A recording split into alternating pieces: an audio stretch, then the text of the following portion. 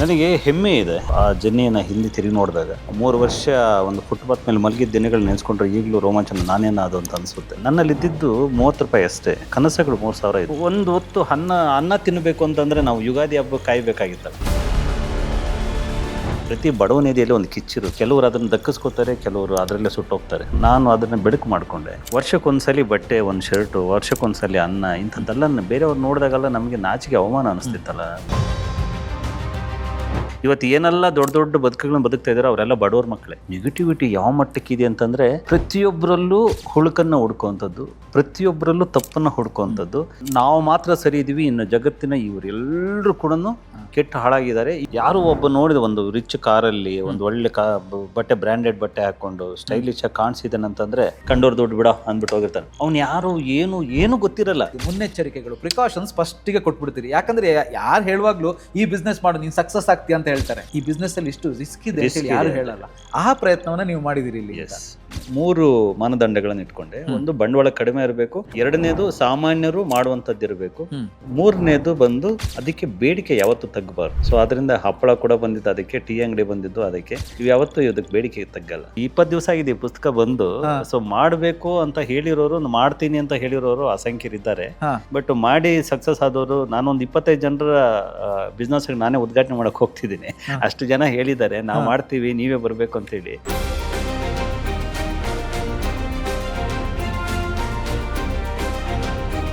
ನಾನು ಅಟ್ಲೀಸ್ಟ್ ಜೀವನ ಮರಣದ ಸಮಸ್ಯೆಗಳನ್ನು ಎದುರಿಸಿ ಇಲ್ಲಿ ತನಕ ಬಂದಿರೋದು. ನಾನೇ ಸೆಕ್ಯೂರಿಟಿ ಗಾರ್ಡ್ ಆಗಿದ್ದು ಒಂದು ಸಂಸ್ಥೆ ಕಟ್ಟಬೇಕು ಅಂತ ಹೊರಟೋಗ್ತೀನಿ ಅಂತ ಹೇಳಿ, ಆಗ ಅಲ್ಲಿದ್ದಂತಹ ಅಷ್ಟು ಜನ ನನ್ನ ವಿರುದ್ಧ ನಿಲ್ತಾರೆ. ಸೊ ನನ್ನ ಹೊಡೆದಾಕ್ಬೇಕು ಅನ್ನೋ ಮಟ್ಟಕ್ಕೆ ಹೋಗುತ್ತೆ ಪರಿಸ್ಥಿತಿಗಳು. ಒಂದು ವ್ಯವಸ್ಥೆ ಹಾಗೆ ವರ್ಕ್ ಮಾಡುತ್ತೆ. ಸೊ ಅಲ್ಲಿ ನೀವು ಪ್ರಬಲ ಆಗದೆ ಹೋದರೆ ನೀವು ಅಲ್ಲಿ ಉಳಿಯೋದೇ ಕಷ್ಟ. ಉದ್ಯೋಗಿ ಆದರೆ ನಾನು ನನ್ನ ಕುಟುಂಬ ಬದುಕ್ಬೋದು, ಉದ್ಯಮಿ ಆದರೆ 6 ಕುಟುಂಬಗಳನ್ನು ಬೆಳೆಸ್ಬೋದು. ನಾನು ಯಾವತ್ತೂ ಆ ಆಪ್ಷನ್ನೇ ನೋಡ್ತೇನೆ. 30 ರೂಪಾಯಿ ಇಟ್ಕೊಂಡು ಬಂದವನು ನಾನು. ಇವತ್ತು ಒಂದು 3,000 ಜನಕ್ಕೆ ಉದ್ಯೋಗ ಕೊಟ್ಟಿದ್ದೀವಿ. ಬಟ್ 10 ರೂಪಾಯಿ ವ್ಯವಹಾರ ಮಾಡ್ತೀವಿ. ಏನೆಲ್ಲ ಆಗಬಹುದು ಒಬ್ಬ ಮನುಷ್ಯ, ಸಾಧ್ಯತೆಗಳಿಗೆ ಏನೆಲ್ಲ ತನ್ನನ್ನು ತಾನು ವಿಸ್ತಾರ ಮಾಡ್ಕೋದೆಲ್ಲವನ್ನು ದಕ್ಕಿಸ್ಕೊಳ್ತಾ ಹೋಗ್ತಾ ಇದೆ. ನನಗೆ ಆ ಬಗ್ಗೆ, ಆ ಜರ್ನಿ ಬಗ್ಗೆ ಭಾಳ ಹೆಮ್ಮೆ ಇದೆ, ರಿಗ್ರೆಟ್ ಇಲ್ಲ. ಅವತ್ತು 30 ರೂಪಾಯಿ ಇಟ್ಕೊಂಡು ಬಂದಿದ್ರಲ್ಲ, ಇವತ್ತು ವೀರಕಪುತ್ರ ಅವರು ಎಷ್ಟಕ್ಕೆ ಬಾಳ್ತಾರೆ, ಅಂದರೆ ಎಷ್ಟು ದುಡಿತಾರೆ ಅಂತ ಹೇಳಿ ಹೇಳ್ಬೋದಾ? ಪಾಸಿಬಲ್? ಬಡತನವನ್ನು ಗೆದ್ದಿದ್ದೀನಿ, ಅದಕ್ಕಿಂತ ಇನ್ನೇನು ಹೇಳಿ. ಹಾಯ್, ಹಲೋ, ನಮಸ್ಕಾರ, ವೆಲ್ಕಮ್ ಟು ಬಾಸ್ ವಾಲಾ. ನಾನು ಶೇಷಕೃಷ್ಣ ಭಟ್. ಇವತ್ತು ನಮ್ಮ ಜೊತೆಗೆ ಒಬ್ಬ ವಿಶೇಷ ಅತಿಥಿ ಇದ್ದಾರೆ.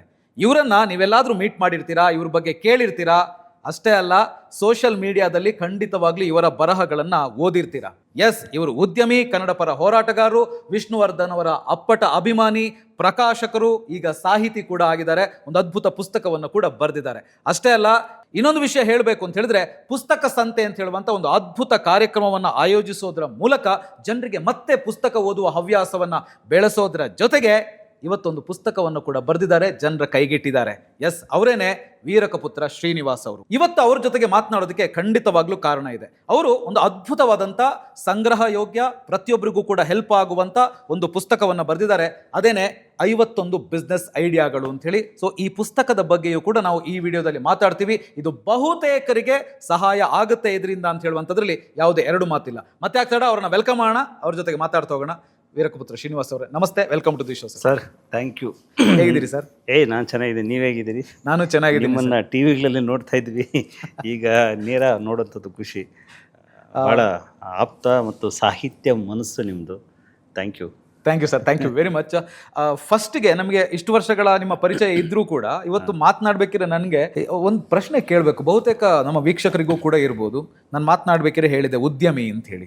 ಸೊ ಉದ್ಯಮಿಗೂ ಈ ಪುಸ್ತಕಕ್ಕೂ ಎಲ್ಲಿನ ಸಂಬಂಧ ಅಂತ ಸಾಮಾನ್ಯವಾಗಿ ಏನು ಥಿಂಕ್ ಮಾಡ್ತಾರೆ ಜನ ಅಂತ ಹೇಳಿದ್ರೆ, ಅವ್ರು ದೊಡ್ಡ ಬಿಸ್ನೆಸ್ ಮ್ಯಾನಪ್ಪ, ಅವರು ಪುಸ್ತಕಕ್ಕೂ ಏನು ಸಂಬಂಧ ಅಂತ ಹೇಳಿ ಬರುತ್ತೆ.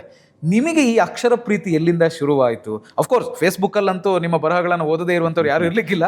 ಬಟ್ ನಾನು ಕೇಳ್ತಾರೆ, ನಿಮಗೆ ಅಕ್ಷರ ಪ್ರೀತಿ ಎಲ್ಲಿಂದ ಸ್ಟಾರ್ಟ್ ಆಯಿತು? ಇಲ್ಲ, ನನಗೆ ಬಾಲ್ಯದಿಂದ ನಾನು ಭಾಳ ಒಳ್ಳೆ ಓದುಗ. ಅದಾದಮೇಲೆ ಉದ್ಯಮಿ, ಅದಾದಮೇಲೆ ತಿರುಗಿ ಇದೆಲ್ಲ ಭಾಳ ಒಳ್ಳೆ ಓದುಗ.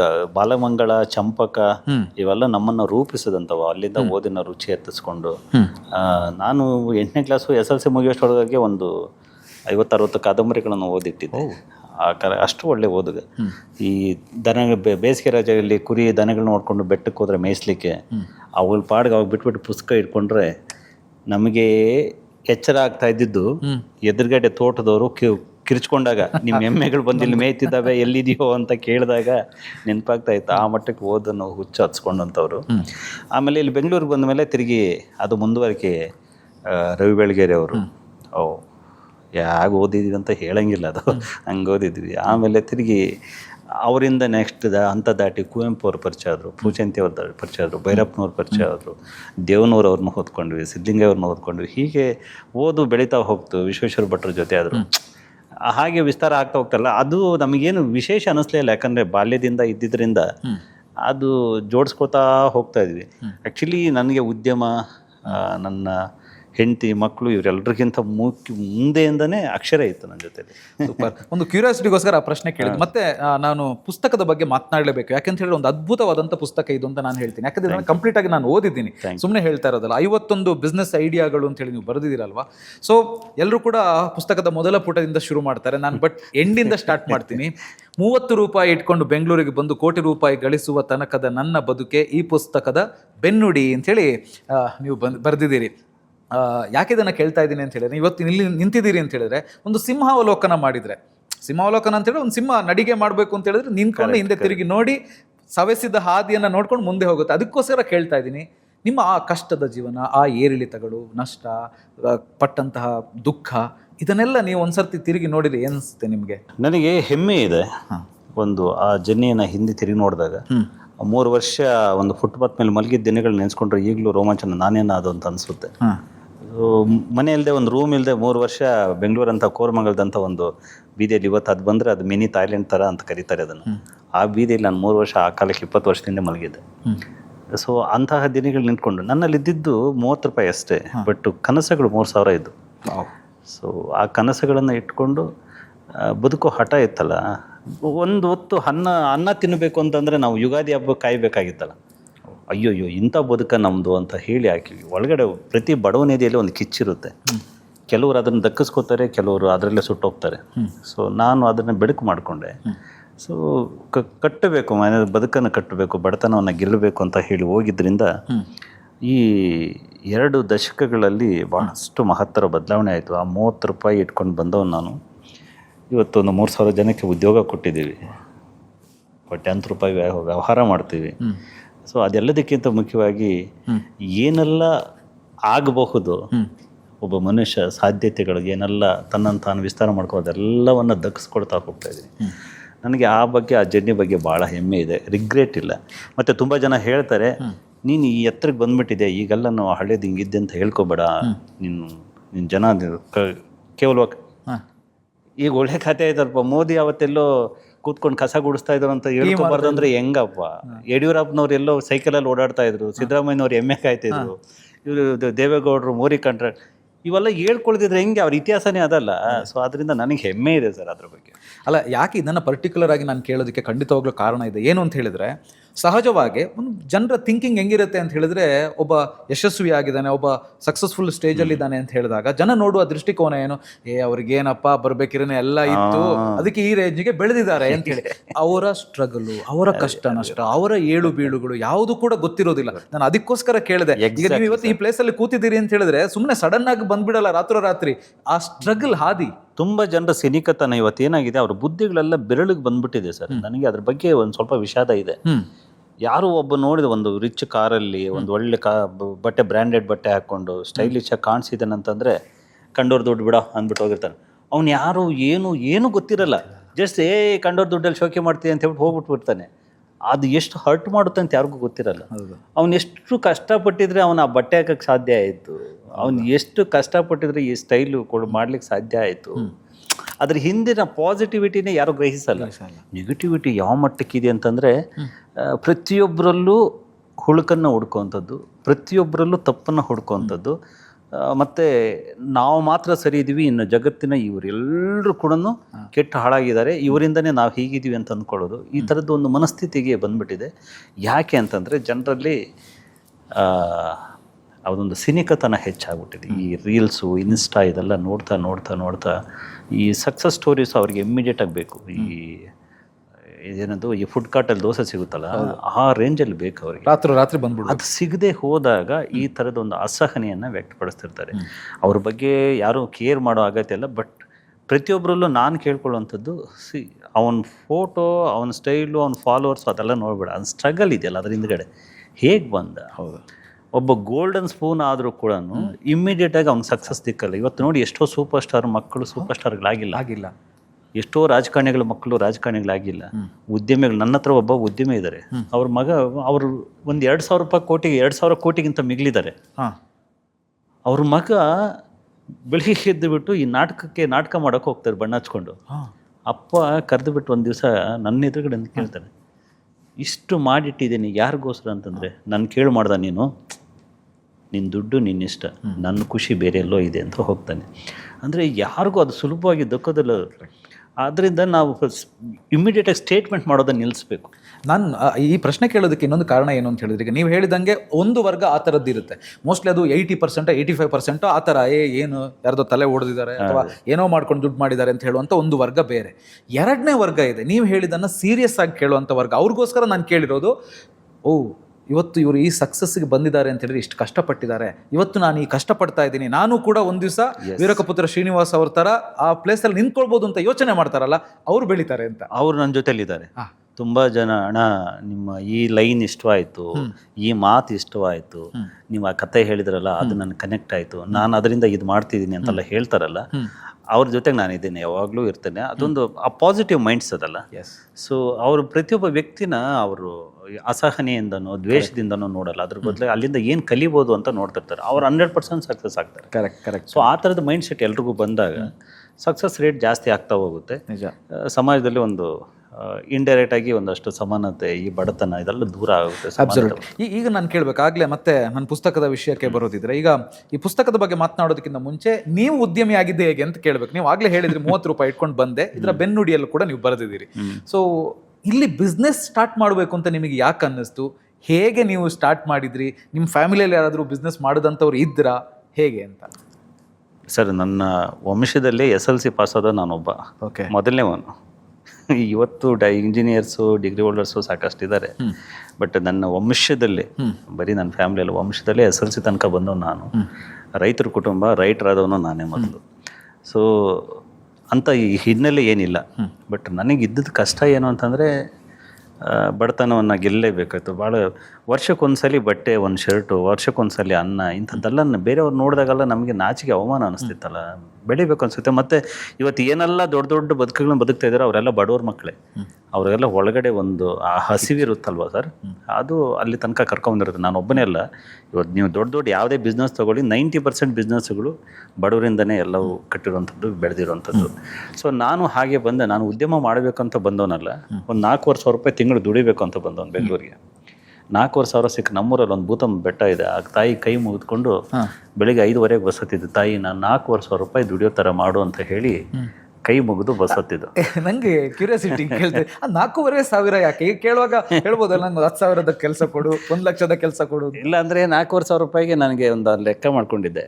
ಮನೆಗೆ ಗ್ರಾಸರಿಗೆ ಎಷ್ಟು ಬೇಕಾಗುತ್ತೆ, ಅಪ್ಪಂದು ಚೀಟಿ ಕಟ್ಟಕ್ಕೆ ಎಷ್ಟು ಬೇಕಾಗುತ್ತೆ, ಸೊ ನನಗೆ ಇಷ್ಟು ಬಟ್ಟೆ ತೊಗೊಳಕ್ಕೆ ಏನಾಗುತ್ತೆ, ಅಕ್ಕಗೆ ಅಮ್ಮಗೆ ಒಡವೆ ಕೊಡಿಸ್ಬೇಕು, ಮದುವೆ ಮಾಡಿಸ್ಬೇಕು, ಇದಕ್ಕೆಲ್ಲ ಎಷ್ಟಾಗುತ್ತೆ ಅಂತ ಲೆಕ್ಕ ಹಾಕಿದಾಗ 4,500 ಬಂದಿತ್ತು. ಇಷ್ಟು ಸಾಕು ಅಂತ ಅಂದ್ಕೊಂಡಿತ್ತು. ಸೊ ಹೀಗೆ ಒಂದು ಪಟ್ಟಿ ಮಾಡಿಕೊಂಡು ಬೆಂಗಳೂರಿಗೆ ಬಂದಿದ್ದೆ. 4,500 ಲಕ್ಷಗಳೆಲ್ಲ ಕೋಟಿಗಳ ತನಕ ದುಡಿತೇವೆ.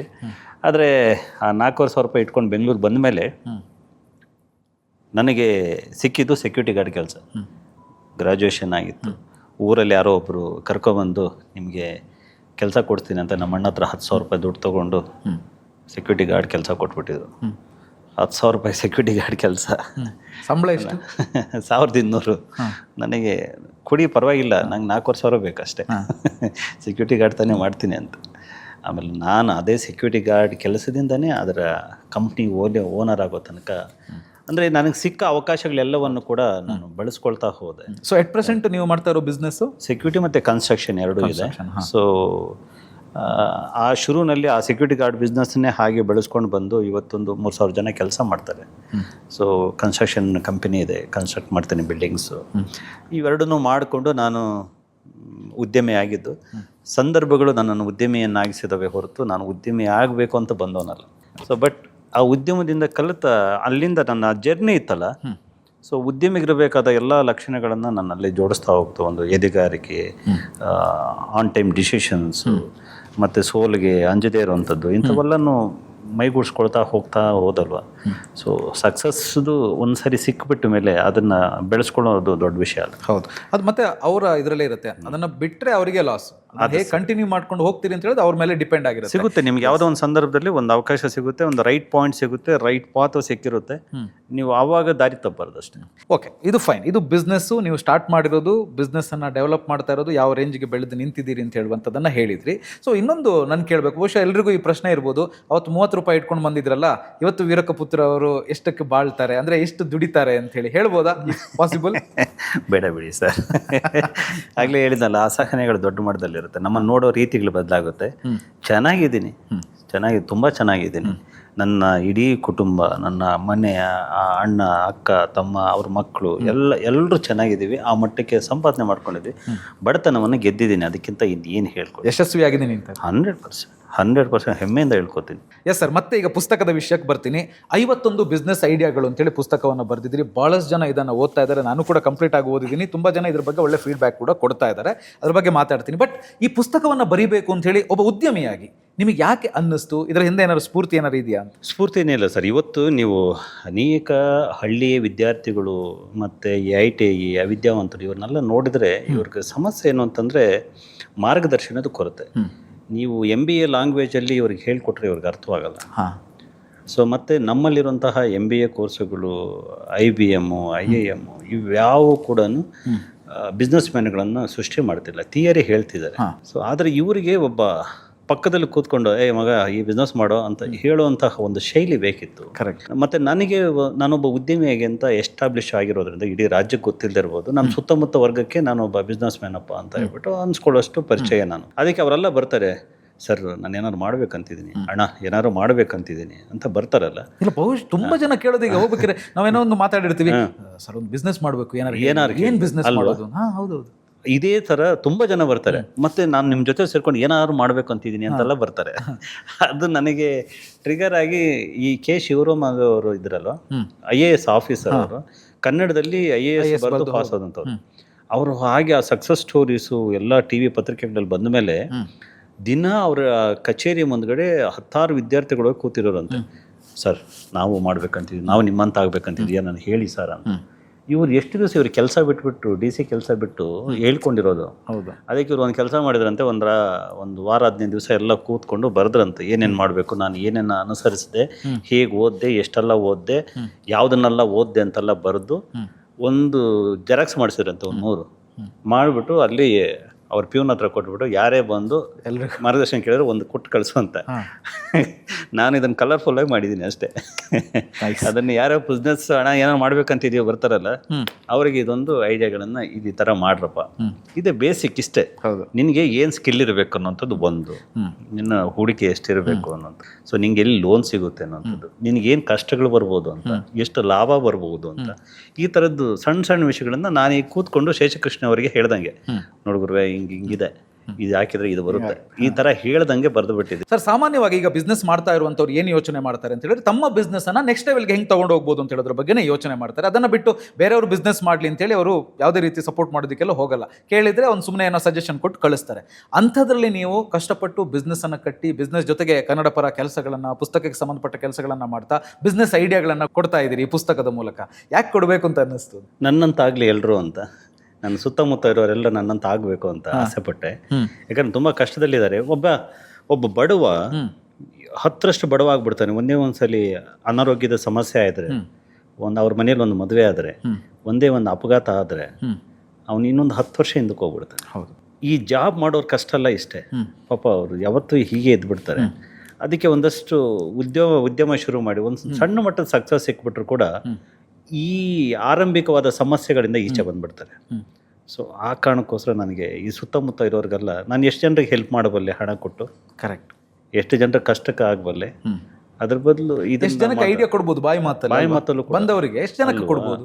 ಅದ್ರ ಬದಲು ಇದೊಂದು ಆದಾಗ ಒಂದು ಅಟ್ಲೀಸ್ಟ್ ಒಂದು ಮೋಟಿವೇಶನ್ ಆಗಲಿ. ಮೋಟಿವೇಶನ್ ಪುಸ್ತಕ ಅಲ್ಲ ಇದು, ಬಟ್ ಎಕ್ಸಿಕ್ಯೂಷನ್ ಲೆವೆಲ್ ಪುಸ್ತಕ ಇದು. ಹೌದು. ಸೊ ಅದಾಗಲಿ ಅಂತ ಹೇಳ್ಬಿಟ್ಟು ಇದನ್ನು ಬರಿಬೇಕನ್ನಿಸ್ತು. ನನ್ನ ಹಾಗೆ ಎಷ್ಟೊಂದು ಜನ ಇರ್ಬೋದು ಇವತ್ತಿಗೂ ಕೂಡ. ನಾನು 2 ದಶಕದ ಹಿಂದೆ ಇದ್ದಂತಹ ಶ್ರೀನಿವಾಸದಂಗೆ ಇವತ್ತು ಎಷ್ಟು ಜನ ಇರ್ಬೋದಲ್ಲ. ಅವ್ರು ಯಾರಿಗಾದ್ರೂ ನನಗೆ ಇದ್ದು ದೊಡ್ಡ ಸಮಸ್ಯೆ ಸರ್ ಹೇಳ್ಬಿಡ್ತೀನಿ.